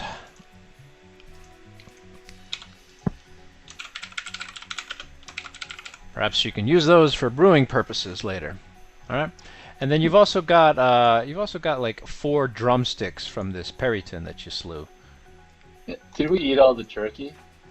Don't remember. I'm gonna say that I'm gonna say for the sake of simplicity that you got 2 left. Okay. Yeah. I don't think we did, but okay. Yeah. So I guess on your sheet, maybe can mark that down as you got 2 horse jerky. I'll write it down for you. 2 horse jerky, and that'll heal 1d6 hit points. And then I'm gonna see you got 4 drumsticks. Only heals 1 hit, or yeah, it only heals 1 hit point each. Yeah. Better than nothing. We've used the food to good effect so far. Yeah. Definitely. All right. So this guy is done. All right. So you guys are gonna keep on walking. Yeah. All right. So you guys pack up camp and you leave this place. The body of Albertus is left behind you. All right. Okay. Okay. So you should be back on the main map. That was a long night. It was a long night, but thankfully you're full on HP. Yeah. Again. All right. So you guys continue your trek through the wilderness. Alright, let me just see if something happens along the way. Oh no! Joshua! There's a random encounter! Oh, okay. As you guys are walking along. Alright. Random encounters will happen in the wildlands. Alright, so...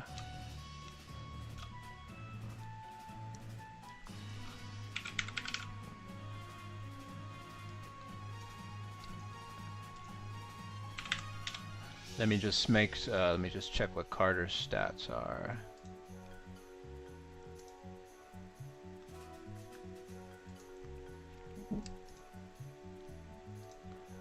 Carter's have full HP too. Okay. Alright.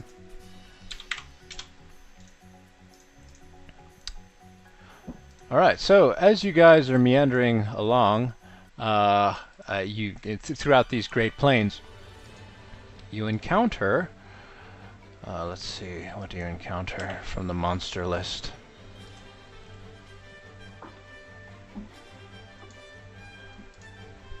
Alright.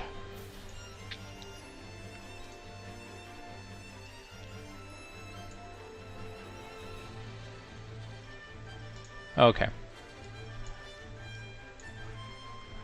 So zoom in down here and then take a gander.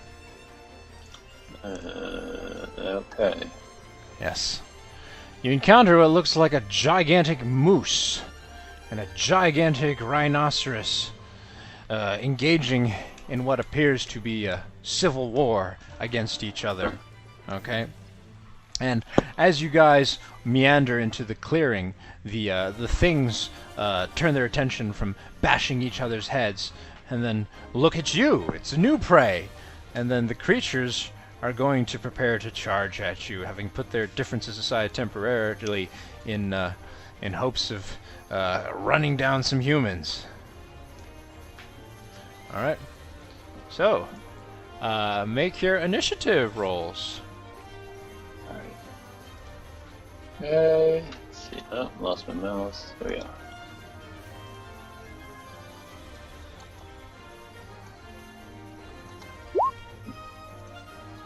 Okay, Lester LeFoe rolls a 4. Alright, you get a +2 to that, so it's a 6.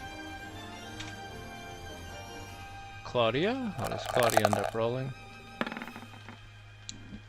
Claudia rolls a 12, and then to her initiative, she gets a +4, so a 16. Alright, now I'll have Carter roll as well, but Carter is restrained, so he can't really do much. Maybe he'll try to escape, who knows? Oh crap, that's the wrong one. Alright, Carter rolls a 19. Okay, so Carter rolls a 20 total.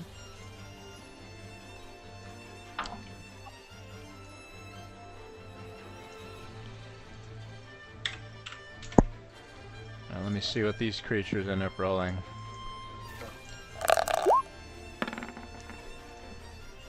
The moose rolls a 15.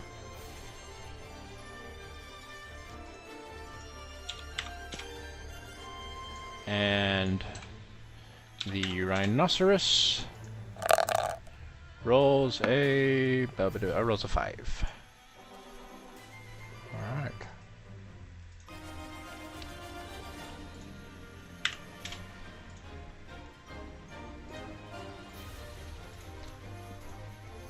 Alright, Claudia is at the top. Alright, these creatures look like they're going to charge at you. What would you like Claudia to do? You get to kind of order her around.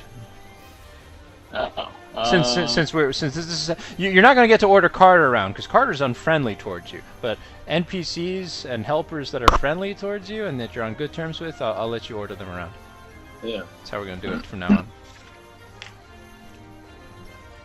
on. Well. Remember, uncanny dodge plus your other abilities. Yeah, can she use that insightful fighting thing too? No, that's your specialty. That is your specialty, yes. Okay. Yes, and they've noticed you guys already, so sneak attack. The random encounter means that they noticed you. So yeah, unfortunately, you can't do your sneak attack. I guess I'll just have her get her her staff ready. Like you want to have her do a reaction to something? Or defend?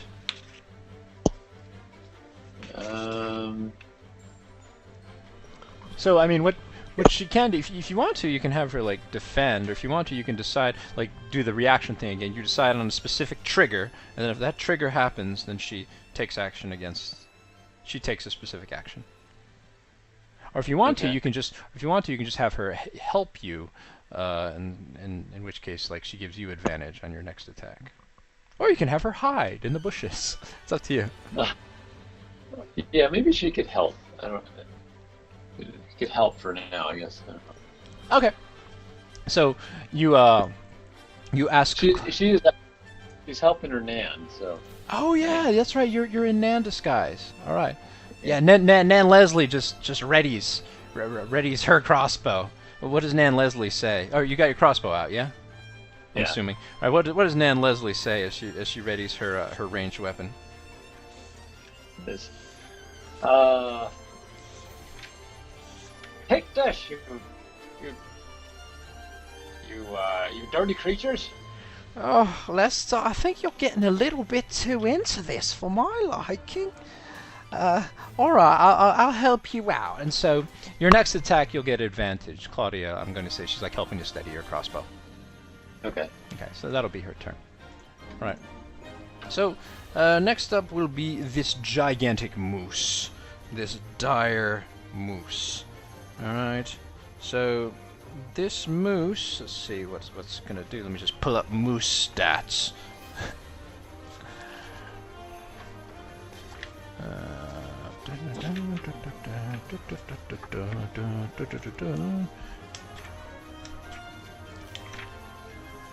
Alright. Okay. Alright, this moose. And let's see its armor class. Alright. So the moose it looks at this crazy old lady, you know, in the middle of the wilderness, waving a weapon at it, and it rushes down the path to charge at you with its gigantic antlers at the ready. So, let's see, you can get up to 5, 10, 15, 20, 25, 30. They can get right up in your face. Alright. Alright, so it's gonna charge you, it's gonna try to gore you with its antlers. It rolls a 12 plus 7, so a 19 total, and that hits your armor class, yeah? Yep.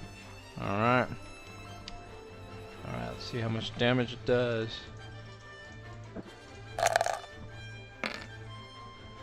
Alright, you take 17 points of damage. Oh, a bitch.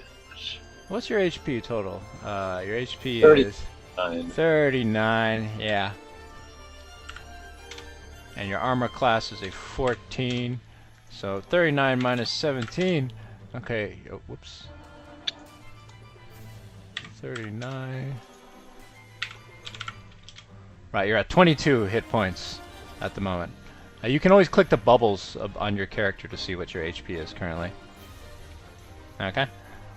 Yeah, you're at 22 hit points, and because it charged right at you, just boom, boom, boom, boom, boom, boom, boom, just like running down the road, and gorge you with its horns, you take an extra 9 points of damage from the charge.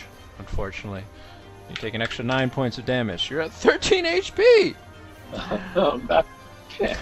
Alright, Joshua. And now, Joshua, you need to make a strength saving throw, I'm afraid. Okay.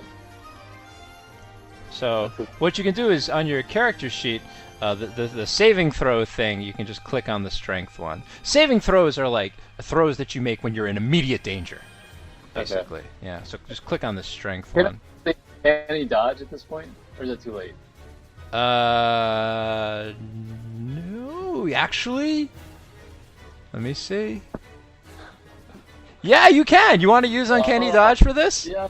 Okay, you're gonna use Uncanny Dodge for this. Okay. Actually, you don't need to make the strength saving throw. Okay. Okay. You don't. Okay. I'm going to say the uncanny dodge cancels that out. Okay. So normally, if you failed on the strength saving throw, you would have been knocked prone. You would have been old Nan Leslie would have been knocked flat on her ass. All right. And you would have had to when you're prone. That basically means that you your only movement option is to crawl until you stand up. And it takes, I think it takes like a full action to stand up. Let me just double check that. So basically being prone sucks. Yeah. Okay, but now we're on to you. That's its whole turn. Okay. Yeah. And so the uncanny dodge worked? Yes, it worked. Yes, so you're not knocked prone. Yeah. Okay. You're on your feet again. Alright. It's all in the reflexes. Oh, sorry. Yeah, if you're knocked prone, you can stand up again, but it uses half of your movement. Okay. Yeah, it uses half of your movement just to get up from a prone position. Okay. Okay.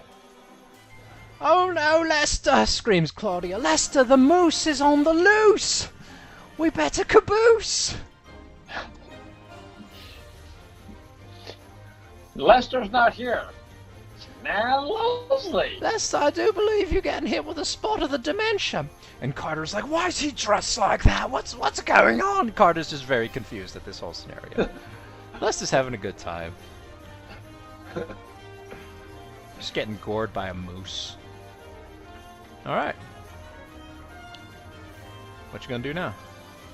It's your turn. Let's see. I'm gonna drop the crossbow and attack with the mace. Alright, do you want to try using your insightful fighting on the moose? I do, yeah. Yeah. Alright, so make a wisdom check against a moose. Just click on wisdom on the right hand side. Or the left hand side. Just click on the, this is a straight up, I think. This is a, oh sorry, no, it's an insight check. This is an insight check. And your insight gets doubled! Good job, your insight gets doubled because your expertise. Yeah, so insight, so technically, so insight you get a double proficiency, so so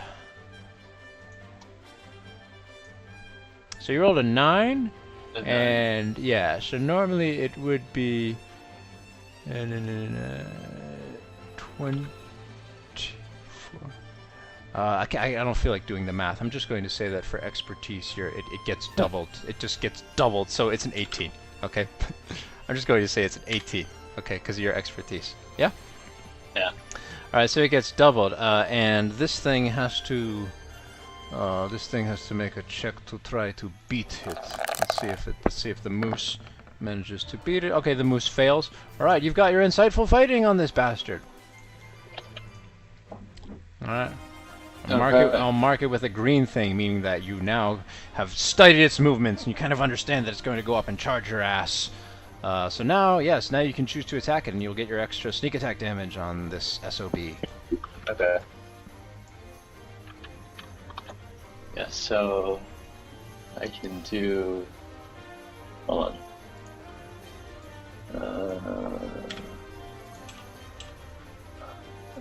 Yeah.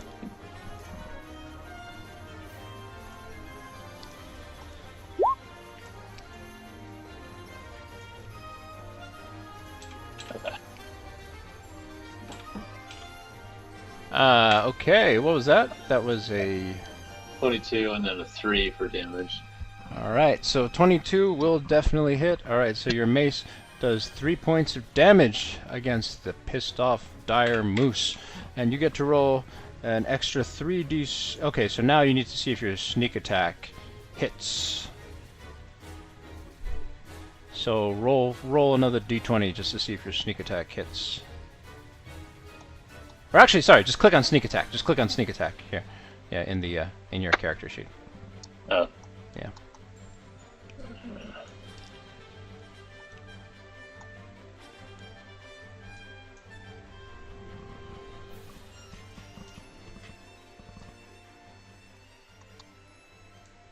Wait. if that works for me. There you go. You should be able to do it.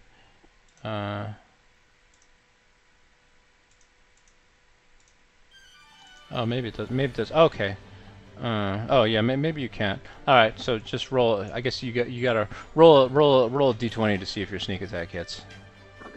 Okay, 16. Yeah, 16 will definitely hit plus your modifier. All right, so roll extra 3d6 of damage.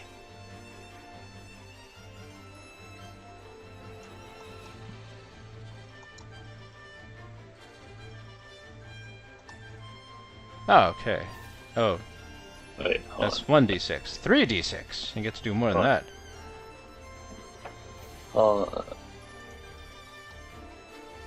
Ah. 1, 2, 3. 1, 2, 3. You can roll one more time. It'll be 1, 2, 3, 4, 5, 6. Okay. 7, 8. It'll be 8. All right. Okay. So you you do an extra 8 points of damage from your sneak attack. I just pounding away at the moose with your mace, angry old lady. All right. Now I believe it's the rhinoceros's turn. Okay. This rhinoceros is going to charge at. It's going to charge at Carter, actually. Carter. 5. Oh, why is there another moose there? 5, 10, 15, 20, 25, 30, 35. Alright, it charges at Carter, and it's going to try to gore him with its gigantic tusk. Okay, that will definitely hit. It will do 14 points of bludgeoning damage on poor Carter, who's trapped. He can't really move. He's stuck in his bounds. Okay, and because the rhinoceros charged him, Carter takes an extra 9 points of damage as well. Now Carter needs to succeed on his strength saving throw. He'll be knocked flat on his ass. Let's see if Carter makes it. Carter does make it. He's not knocked on his ass, but he kind of like just takes the full force of a rhino. Just a freaking rhino just running up to him and punching him with its head. Alright, and now I believe it... now we're back at the top, and now it actually is Carter's turn.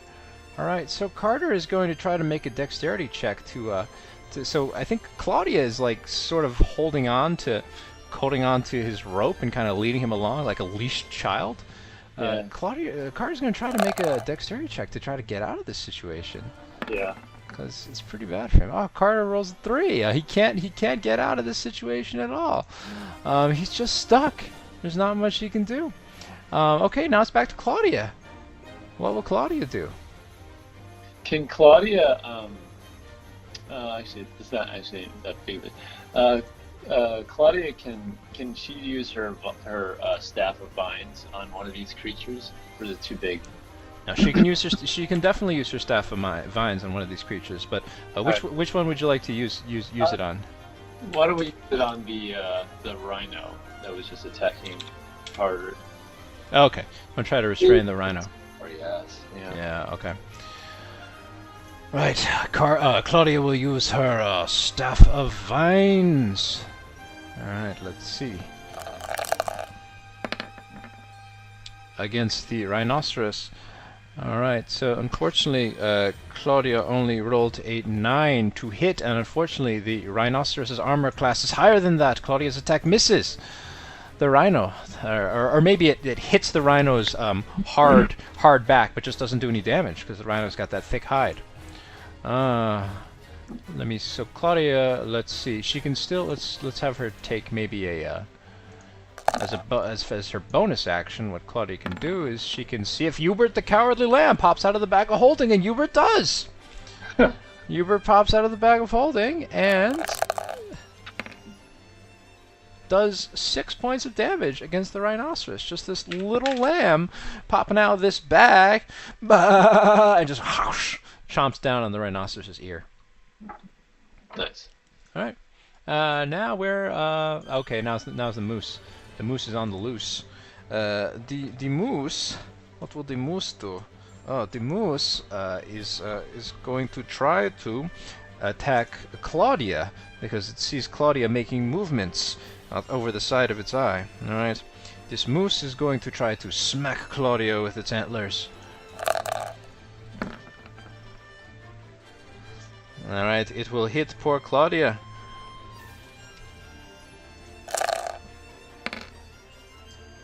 Ah, poor Claudia takes 15 points of damage. Claudia was at 31. And she's not anymore. She's at 16. Alright, the moose can't really do anything else. It's engaged with you guys. Alright, Lester LeFoe! Or Nan Leslie, rather. Yeah. Alright.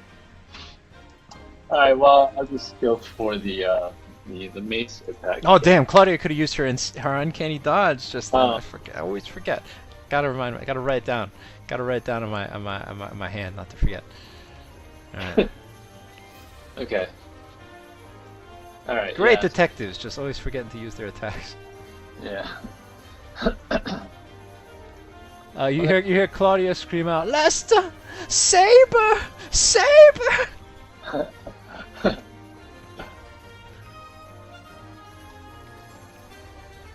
Alright, hold on. Let's see.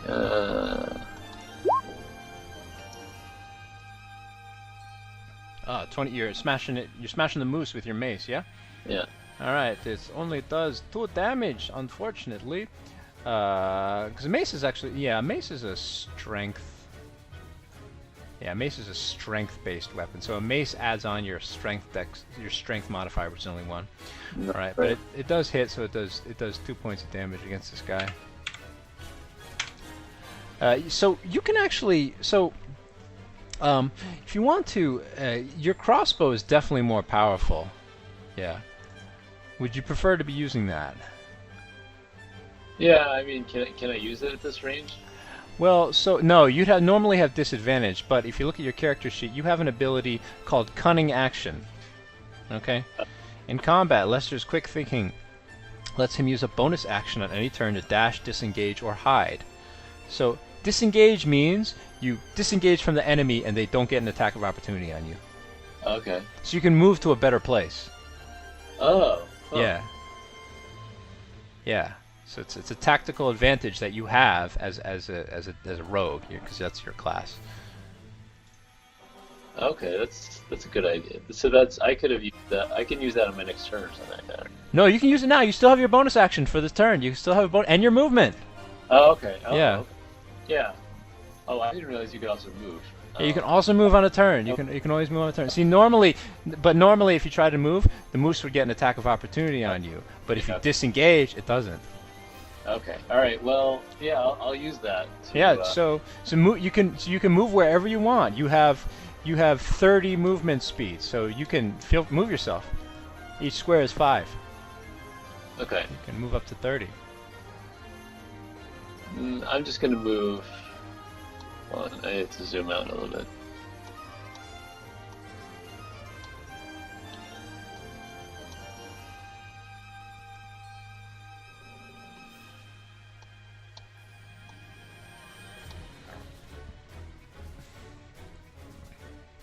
Move.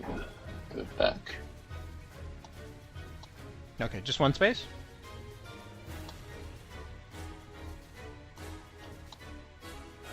Oh, you moved off the map, Josh. Oh. I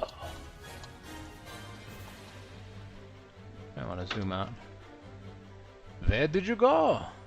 I don't know. I can't see my character now. Yeah, you moved off the map. Oh. Maybe you can see it. No, you totally moved yourself off the map. Good job. Here, I'll bring you back.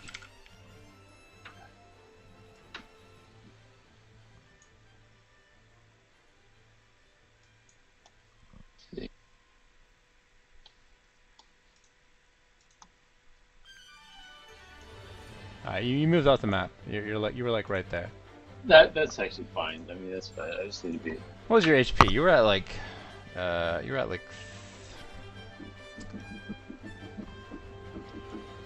remember what your hit points were? I don't remember. It was. It wasn't 39 anymore. I took like. I can look back up on the.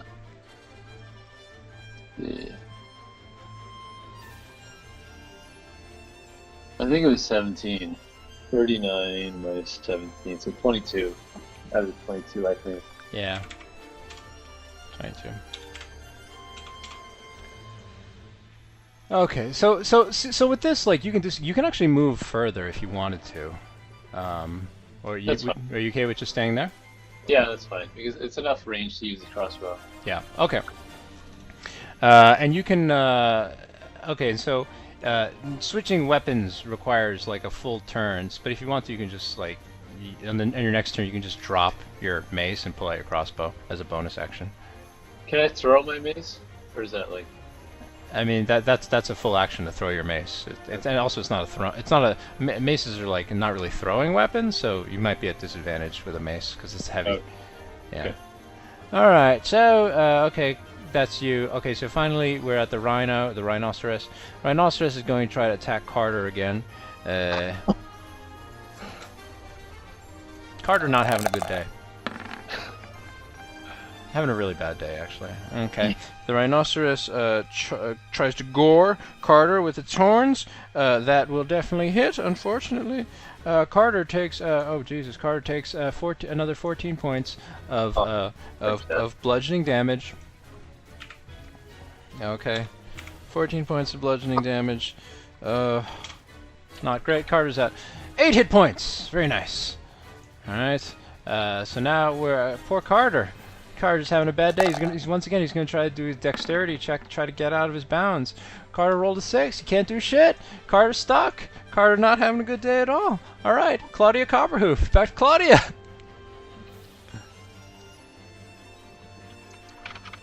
What would you like Claudia to do?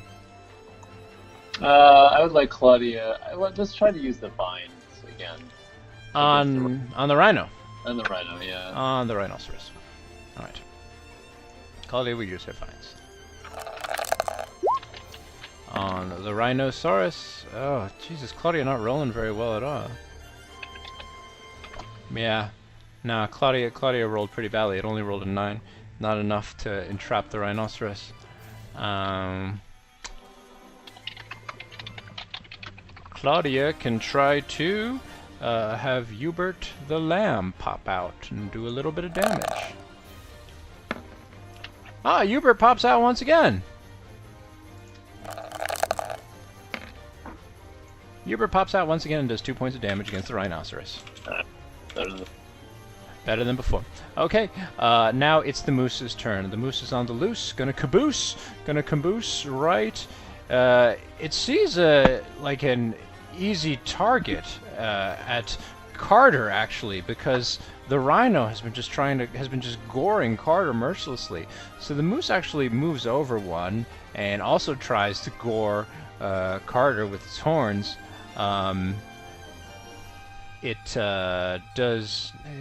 Claudia does not get an attack of opportunity on it because it's still engaged with her. The moose will try to attack Carter as well. Okay, the moose's attack does not hit Carter. Alright, now it's you. Alright. Well, I'm gonna... Wait, I'll drop the mace and pick up and use the crossbow. Yeah, you just drop the mace and you whip out the crossbow. Yeah, the bonus action. Right, your bonus action's used up. Now you can take your main attack action and you can still move. Alright. I'm gonna target the rhino. Yeah, and I believe you have... Okay, you don't have insightful fighting on the rhino. Would you like insightful fighting on the rhino? Yeah, let's do that. Okay. See if you can get it. It will be doubled thanks to your new expertise skill. Alright. Oh, I have to roll... What, it's a D20, right? Yes, it is a D20. Oops, not 1. I rolled that with a 1. Okay, that's a D20. So it's an insight check, so that's a +4. You could have just clicked on insight, actually. So 15, 16, 17, 18, 19. It's a 19, and that gets doubled because of your expertise, so that's a really high number that I do not think that this this rhinoceros will be able to beat at all. Yeah, the rhinoceros can't beat it. Alright, you got your insightful fighting on the rhino. I'll mark it as green as well. Lester LeFoe has discerned everything about these creatures. You know that the rhino is very dangerous and very orny, and has a big horn, and that the pissed off moose kind of resembles your father, Mortimer LeFoe, on a bad day. Okay. Discern their fighting styles. They just like to butt things with their heads, pretty much. Yeah. So I'm using a regular bolt for this. Okay.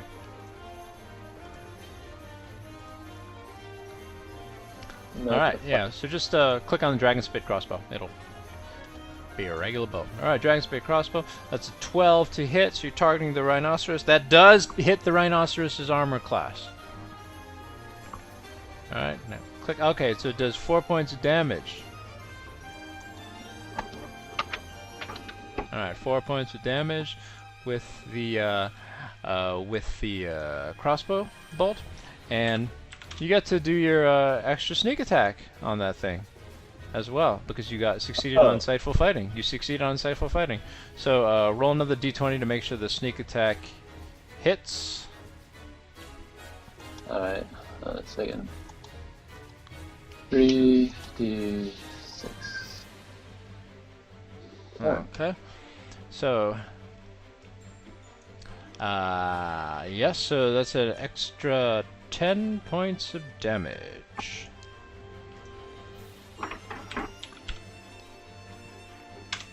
Okay. Well, I've actually been saying that, like, you need to roll an extra d20 to see if the sneak attack hits, but I think you just add on your 3d6 damage. Oh, whatever. I'll double check the rules later. All right. That's you. Would you like to do anything else on your turn? What else could I do? You can move if you wanted to. No, that's okay. All right. That's okay. Or actually, is it a problem that I have to shoot over things, or that I'm far here? Or does not really matter? No, it doesn't matter. That doesn't matter. Yeah, you don't have to. You don't have to. Yeah. Stay there.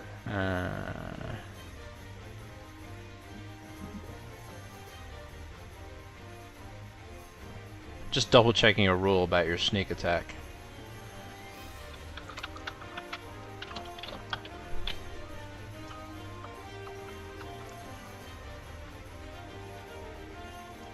Huh, okay. I've been misunderstanding sneak attack a little bit. The way you did it was fine, though. Okay? Okay. Yeah, the way you did it was fine. It's good to know for my future reference. Okay. Now, blah blah blah. Now finally we're at the rhino's turn. The rhino. Guess who it's going to attack? The rhino rolls a 13. Oh no, the rhino rolls a 13. Carter takes. Oh no, Carter takes 14 points of damage. Carter's unconscious. Carter's bleeding out at the moment.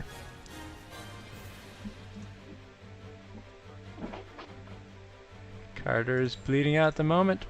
The rhino just puts its hoofs on the ground and lets out a snort, having gored this guy into oblivion.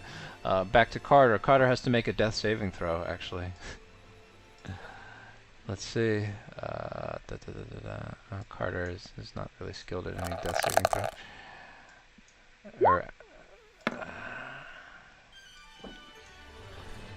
I believe Carter failed his death saving throw. Let me just check. If he fails 3, then he's dead. He's dead. Yeah. Let me just double check on death saving throw rules. He's not dead yet, but he's bleeding out. Yeah, let me just see. Double checking the book. Really fast. Yeah, Carter failed his death saving throw. Alright, 2 more fails and he's done. And if something hits him, he also fails automatically. Okay, yeah, so back to Claudia. Claudia, what will she do? What would you like her to do? Well, besides her staff, what's her other... Does she have another powerful weapon? Claudia has... her staff is her most powerful weapon, actually. Yeah, she's just been rolling poorly, unfortunately. Let's try it again. On the rhino. Yeah, let's try the rhino. Okay, that one will hit. That one hits the rhino. Alright, she rolled 10 points of damage on the angry rhinoceros, and would you like her to entangle it? Yes, please. Okay.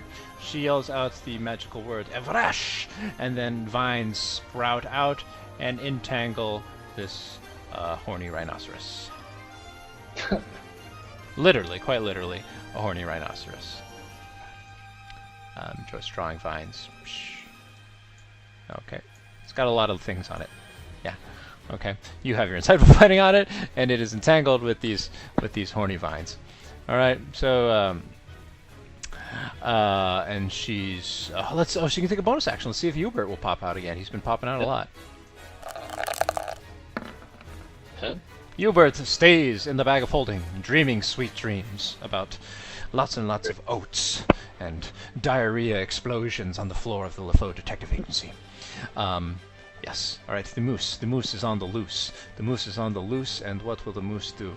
The moose decides to trample on Carter's dead body. Well, Carter's unconscious body.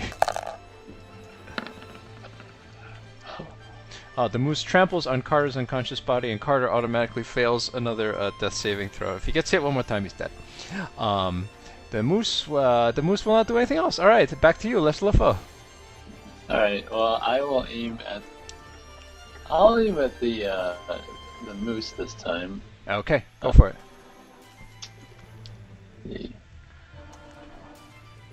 Oh, that will definitely hit. Yeah, 22. All right, roll that damage for Dragon Spit Crossbow. All right, 10 points of damage with Dragon Spit Crossbow. Roll your 3d6 sneak attack damage because you have insightful fighting on this dire moose. All right, Lester LeFoe cocks his weapon like Rambo and shoots off a barrage of missiles. Does an extra 6 points of damage. The moose is looking pretty ragged. All right, and the moose is in fact looking. The moose and the rhino are both looking extremely ragged. All right. Okay. All right. So the rhinoceros is going to move. It's going to move up this way to try to attack you. As it does, it tramples upon Carter. Let me just see if it actually does substantial damage. All right. I'm afraid Carter's dead. Carter is dead. The moose just stomped on him as it went across. Carter fails his last saving throw. The moose scrunches his head into the ground. You hear, well, Carter's unconscious, so at least he never saw it coming. And the moose comes across to try to. Oh wait, no, the moose can't do that. The moose is restrained. Yeah, the moose was entangled. Oh, sorry, the rhino was entangled. Yeah. It couldn't do that. Oh, Carter's not dead yet. Okay. Never mind. Going back in town, I forgot. Yeah, it tries to break out. All right, it needs to make a. Sorry, I totally forgot. I had all that shit on the screen telling me what was going on. I totally forgot. It tries to break out. It rolls a strength check, and let me see. Will it break out of Claudia's vines? What does it take to break out of Claudia's vines? Okay, unfortunately, it does break out of Claudia's vines. It rolled enough to break out of Claudia's vines, so it's not entangled anymore. And everything I described just happened. Oh, it travels over poor Carter, squishes his head into the ground. Carter dies again for the second time within a short period of moments. It tries to smash into you, but luckily, because it moved past Claudia here, it's technically moving past her towards you. So Claudia gets an attack of opportunity on it. She could do her staff again. Right? She could do her staff again. Yes. Claudia can do it again. All right. So Claudia, she screams out, "Vengeance for the asshole Carter, who I really didn't give a shit about, but vengeance for him anyways." And it is enough to hit. Let's see if it does damage. How much damage does this do? It does 8 points of damage. Wow. All right. It does 8 points of damage, and actually she doesn't need to use her attack because that is enough to take the rhino down. Dang. Alright, so Claudia once again spins the air and says, "Vengeance for the slaver and possible child molester Carter. May he join his bitch of a wife Calypso in the dream world." And she bonks the rhino on the head. The rhino just like slides into the ground, a dead mass.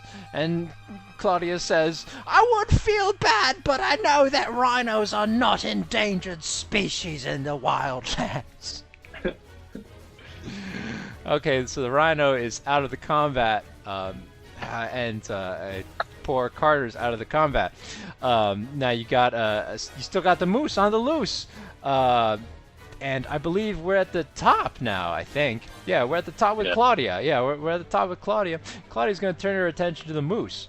Ba-ba-doo-ba-doo-ba-doo. Claudia, I guess she'll go for the vines. You want to go for the vines again?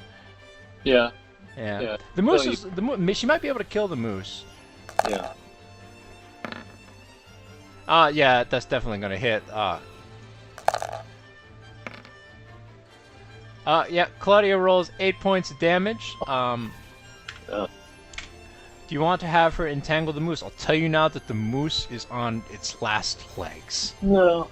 Its very last legs. Is that enough to deal? It's not enough to deal with it, but possibly on your... It looks to you that possibly on your turn, if Nan Leslie plays her cards right, then Nan Leslie's gonna win big. Okay. Yeah. Yes. Yeah. Let's just save it for now. Yeah, unfortunately the moose still has one turn before we get to you. And the moose is just gonna ram Claudia. The moose rams Claudia. Let's see if that hits. It rolls an 11 plus. Okay, so it pierces Claudia's armor class rating, unfortunately. And Claudia takes... Oh, Jesus. Claudia takes 14 points of damage. Oh. So Claudia's at 2 HP. The moose just barricades into her, and Claudia kind of does a somersault and falls backward in the dirt, and then screams out, "Lester, I'm being attacked by vicious four-legged beasts!" Alright, Lester LeFoe, your turn. Nan Leslie, your turn. Do you still want to stay disguised Nan Leslie? Carter died. No, there's no real point, but I'll change later. Okay. It'd be cool if your final attack you just ripped it off. Yeah. Alright. Dragon Spit Crossbow. That will hit the moose's armor class rating. Alright, do your damage. 5 points of damage. How do you want to do this? Alright. Up yours, sonny. Take this. Say hello to my little pet. You scream out your old lady taunts and fire your fire a bolt at the moose. Boom. The moose takes it in the chest, and the moose is no longer on the loose. And neither is Carter, it appears. Wow. So I'm gonna say, I guess you take off yours, guys. Yeah, let's get rid of this guy. "Well, Lester," says Claudia, I'm really low on health right now, and at least I didn't die like that poor bastard. Jesus. Yeah. Can we take maybe we should take a short rest. Can we do that? Yeah. Take a short rest, and I think maybe we should after that maybe we should butcher the maybe the moose or something like that, or Lester, are you thinking of starting the ivory trade in the wildlands? Oh, you said the moose, not the rhino. Yeah, well, we could, I don't know if the horns or whatever are valuable, but we could. I mean, they're dead anyway. What else are we? Oh, well, yeah, they're not endangered. I've read that there's an overpopulation problem in the wildlands with all these creatures, so it doesn't really matter. I've heard the horn is considered an aphrodisiac in some cultures. Oh my God, Lester, did your father teach you that? Lester, I think it might be illegal in Tartec to be selling that, but it's okay. We're friends with the Sleight of Hand Society. They can pilfer it off for us. Yeah. All right. We've already broken many laws, I think, at this point. So. Oh, that's what good detectives do. You know, you got to break a couple laws to solve some crimes. You know, laws are really just a suggestion, like pants. Speaking of which, let's put this Nan Leslie costume away. That didn't really go as planned. But... It didn't really go. What was the purpose, Dave? Just trying to freak the guy out. So, yeah. Well, he died. He got trampled on. Oh God, Lester, his brains are leaking out everywhere. His brain. Oh Jesus! I'm not even gonna look at that. I'm not gonna bother to bury him. You can do it if you want to. You're nicer to this guy than I ever was. Yeah. All right. So you want to take a hit dice. You got 5 hit dice. You can roll one of them to try to recover your HP. No, you have 6 hit dice now because you're level 6. Oh, okay. Yeah. Yeah. Is that what I have to do to take a short rest?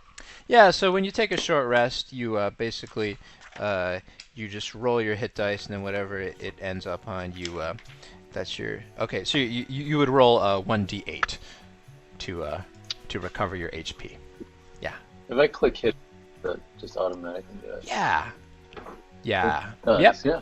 Yeah, so you recovered 6 hit points, and you got a modifier added to that. I forget which one it is. But so you have 5 hit dice now, and you're up from I think 22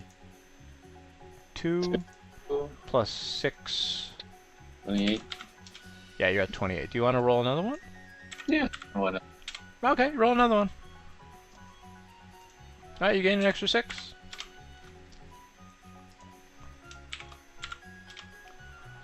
Right, you're 34. Alright, that's good. Alright, so poor Claudia. Oh, what would poor Claudia do? Poor Claudia's at 2 HP. Yeah. I'm gonna have her. She'll roll. She should probably roll some, right? Yeah. Okay, so Claudia's first one is a shitty roll. She only rolls it. She only gets 2 back. Claudia's gonna roll another one as she sits on her haunches and tries to recover from the ordeal of getting smacked around by a moose. Okay, she gains an extra 5. Maybe I'll have her roll one more just for... And then she could eat something, too. I'd rather rest, Lester. Save the food for when we really need it. Alright, she's at 13 HP. Well, can we while we're here, can we like scavenge something from the animals? Yeah, you can scavenge some stuff from the animals. Yeah, go for it. It's gonna go to waste. So I mean, from both of them actually. Yep. All right. You do you want me to do it, Lester? Since I'm better at handling these animals than you seem to be. You can try. Okay. Yeah, I mean, why don't we each take one? Okay. Which one will you take? I mean, I can do the rhino, I guess. All right, I'll do the moose. All right. So roll me an animal handling check. As a D20, I guess. Yeah, you can just click on the animal handling skill on the side there.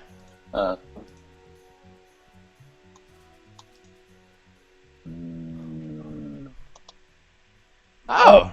Steak tonight. Oh, steak tonight. All right. Pretty good. All right. All right. You managed to scrape off. Do you want to take the moose's horn, the tusk? What's it? The rhino? Yeah. Oh, sorry, the rhino. Yeah. Yeah, I guess. I mean. Okay. You on your character sheet, I'm writing down 1 rhino horn. Okay. Maybe you can use it for something. Yeah, Maybe you can sell it. Maybe you can start the ivory trade. I just out of character, I do not advocate killing rhinos and stealing their horns in real life, but it's okay. You can use it as a weapon, right? I mean, you can have it built into a weapon. Oh, okay. You can't use it like as is. Okay. You can try. It's like a makeshift weapon, so the damage will not be as good as your short sword or mace, which are like proper weapons. Okay. Yeah. All right. And I'm gonna just say, for the sake of time, that you managed to pull out some meat. 8 pieces of rhino meat.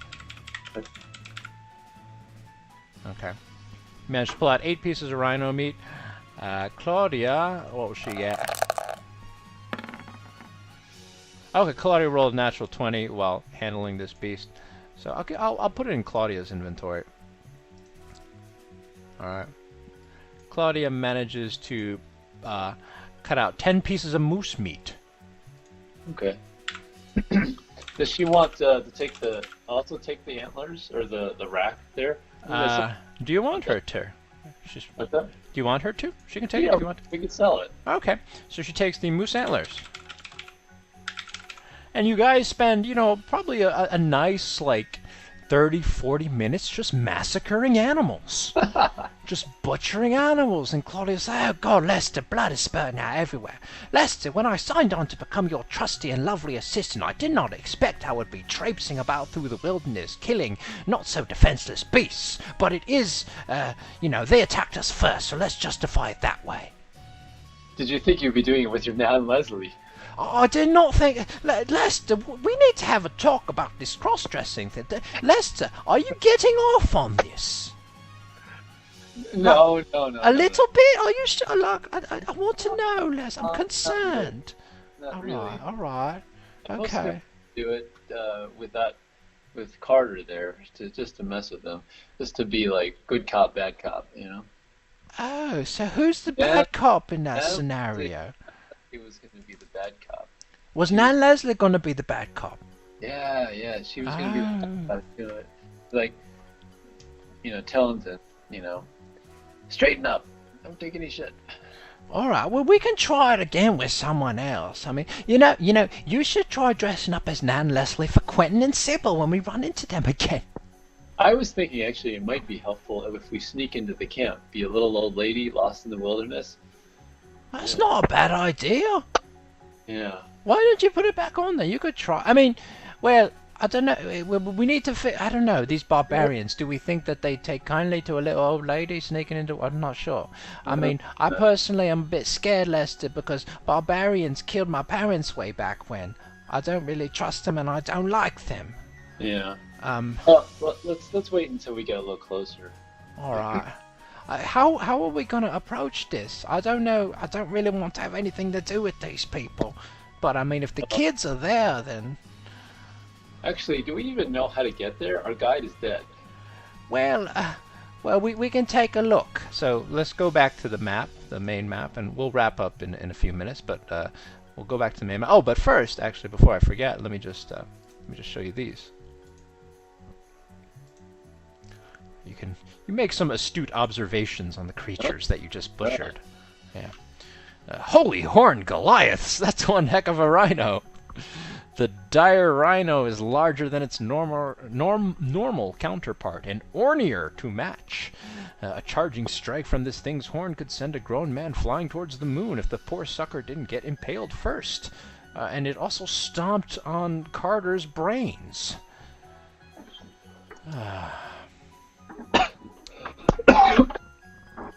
Alright, and let me just show you the moose. The dire moose is on the loose! We better caboose, Lester! Claudia wrote this entry. On a semi-related note, I find that this thing vaguely looks like my father.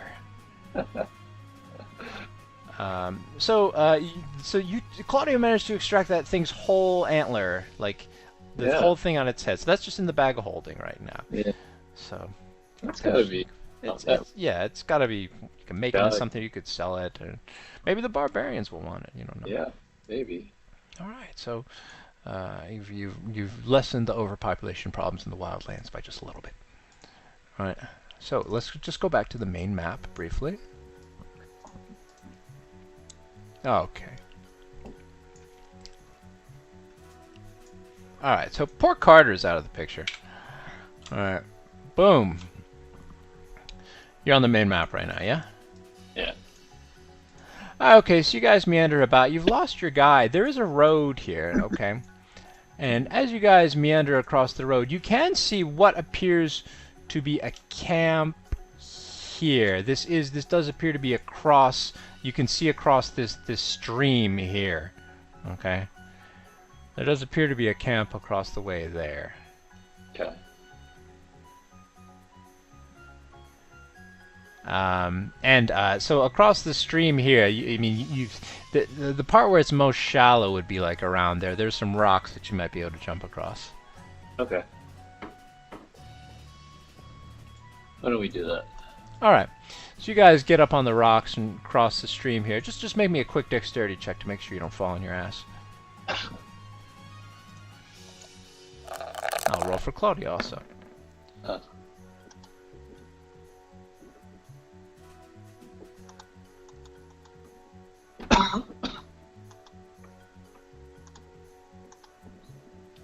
Okay. You rolled an 8, and then plus your dexterity modifier is a 2, so that's a 10. And Claudia rolled a 10.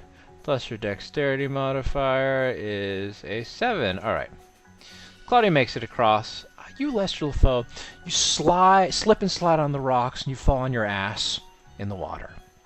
Okay, you take 1 hit. You take -1 HP. You're at 33 hit points.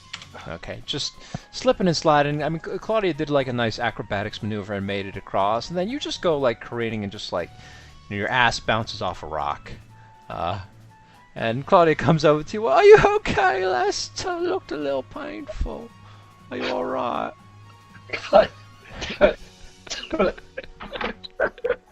When you fell, like a round stone got slightly wedged in your buttocks, and it's gonna ache.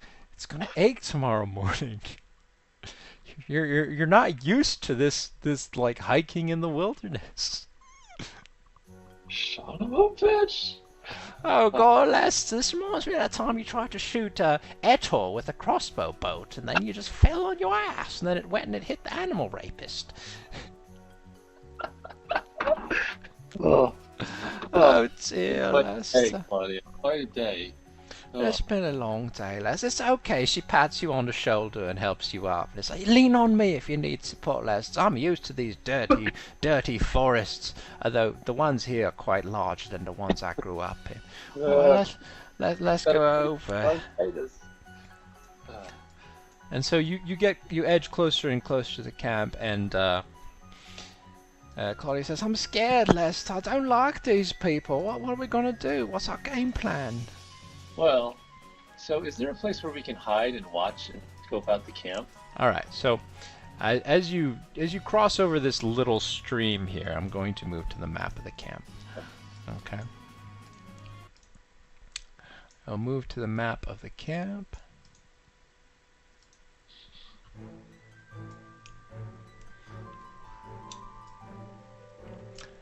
You should see it now. Yeah. All right, you see a gigantic. Oh dear, Lester! Oh no, you're gonna catch cold from falling around in the water and slipping and sliding like a surfer. Yeah. The bronchitis. All right, you come across a gigantic logged, a logged camp. All right, there's a big logged fence all around it, and you can see a watchtower. And there's a woman, a female barbarian, standing atop the watchtower, prowling back and forth. She hasn't currently noticed you, all right? And you can't actually see the interior. Your characters can't see the interior of the camp yet, but you can, you know, the player. And that's where we're going to end for this evening. Lester LeFoe and Claudia Copperhoof in a camp, one of the camp of the barbarians. And we'll see what happens next time, whether or not these barbarians are friends or foes.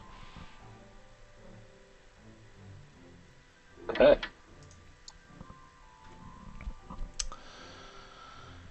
All right. Any questions? Reflections? Concerns? Well, so I mean, they could be friendly, actually. They could, because you don't know that there's some. You don't know which tribe it is. Yeah. Yeah. Although, you know, just as an out-of-game like thing, they don't seem to be. Do you see the ones that you encountered early on in the beginning of the adventure? Yeah. Yeah. Well. Okay. I do wonder what would happen if we had a untied Carter and let him either help out in the campaign or whatever. Yeah. Or Sorry, what was that again? or make a run for it. I mean, he could have done He was more inclined to make a run for it. Like, I mean, his main instinct was survival, and you know, he might have gone along with you if things, you know, if you hadn't run into those random encounters. But you know, his main thing was survival and looking out for himself. I mean, he killed his wife, and like his men deserted him, and you know, the barbarians weren't necessarily friends with him too. So his main instinct was getting out of there. Yeah. And unfortunately, he was also tied up, and he was an easy target for the animals. Yeah. But without him, you know, we'll see how you guys manage to get through this on your own. Yeah. I wonder if Quentin and what was it? What was it? Sybil. Sybil. If they where they managed to end up. Yes, perhaps they're in this camp. Perhaps not. And Albertus is out of the picture now. But you still haven't found the kids. The kids though, the card is Yeah. smashed. But no And kids. why was Albertus basically selling kids to presumably the barbarians? You don't know. Yeah. Some fishy there. They clearly had money he wanted, so. They clearly had what? Well, I mean, he was selling them, right? But was he getting money from them? I Yeah, mean, we don't know. We don't know. He might have been getting something Something else. Yeah.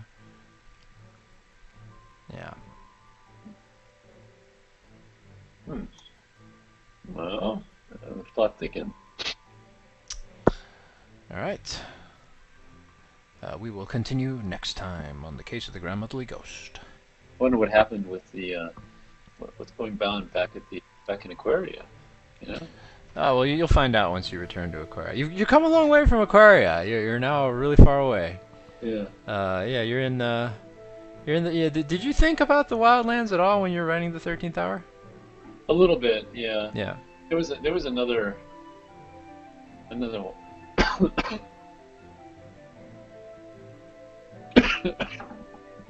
Excuse me. There was another one called the Sea of Grass. Yeah. Where, Don't worry, that's coming up, Josh. Yeah, I imagined the terrain, what that looked like, actually. Yeah, what did that look like in your eyes? See if it Yeah, matches so, with mine. Actually, this actually exists, but there are these basically grasslands in like sub-Saharan Africa, where it really does look like a sort of a sea or ocean of just like yellow grass. In the middle, like every now and then, you'll see these rock formations where it's like almost like an island of rocks coming out of the grass, and that's where like a lot of animals will live and stuff like that. But it's just like they're just like almost like these Let's sort drink of some water. Yeah, round boulders and stuff like that coming out of the grass. Okay. Well, yeah. So the Sea of Grass will be coming up. I imagined it very similarly, although there's a slight difference that you'll notice once we play. Yeah. Yeah. Yeah. All right. And so I'll stop recording now. Good. All right.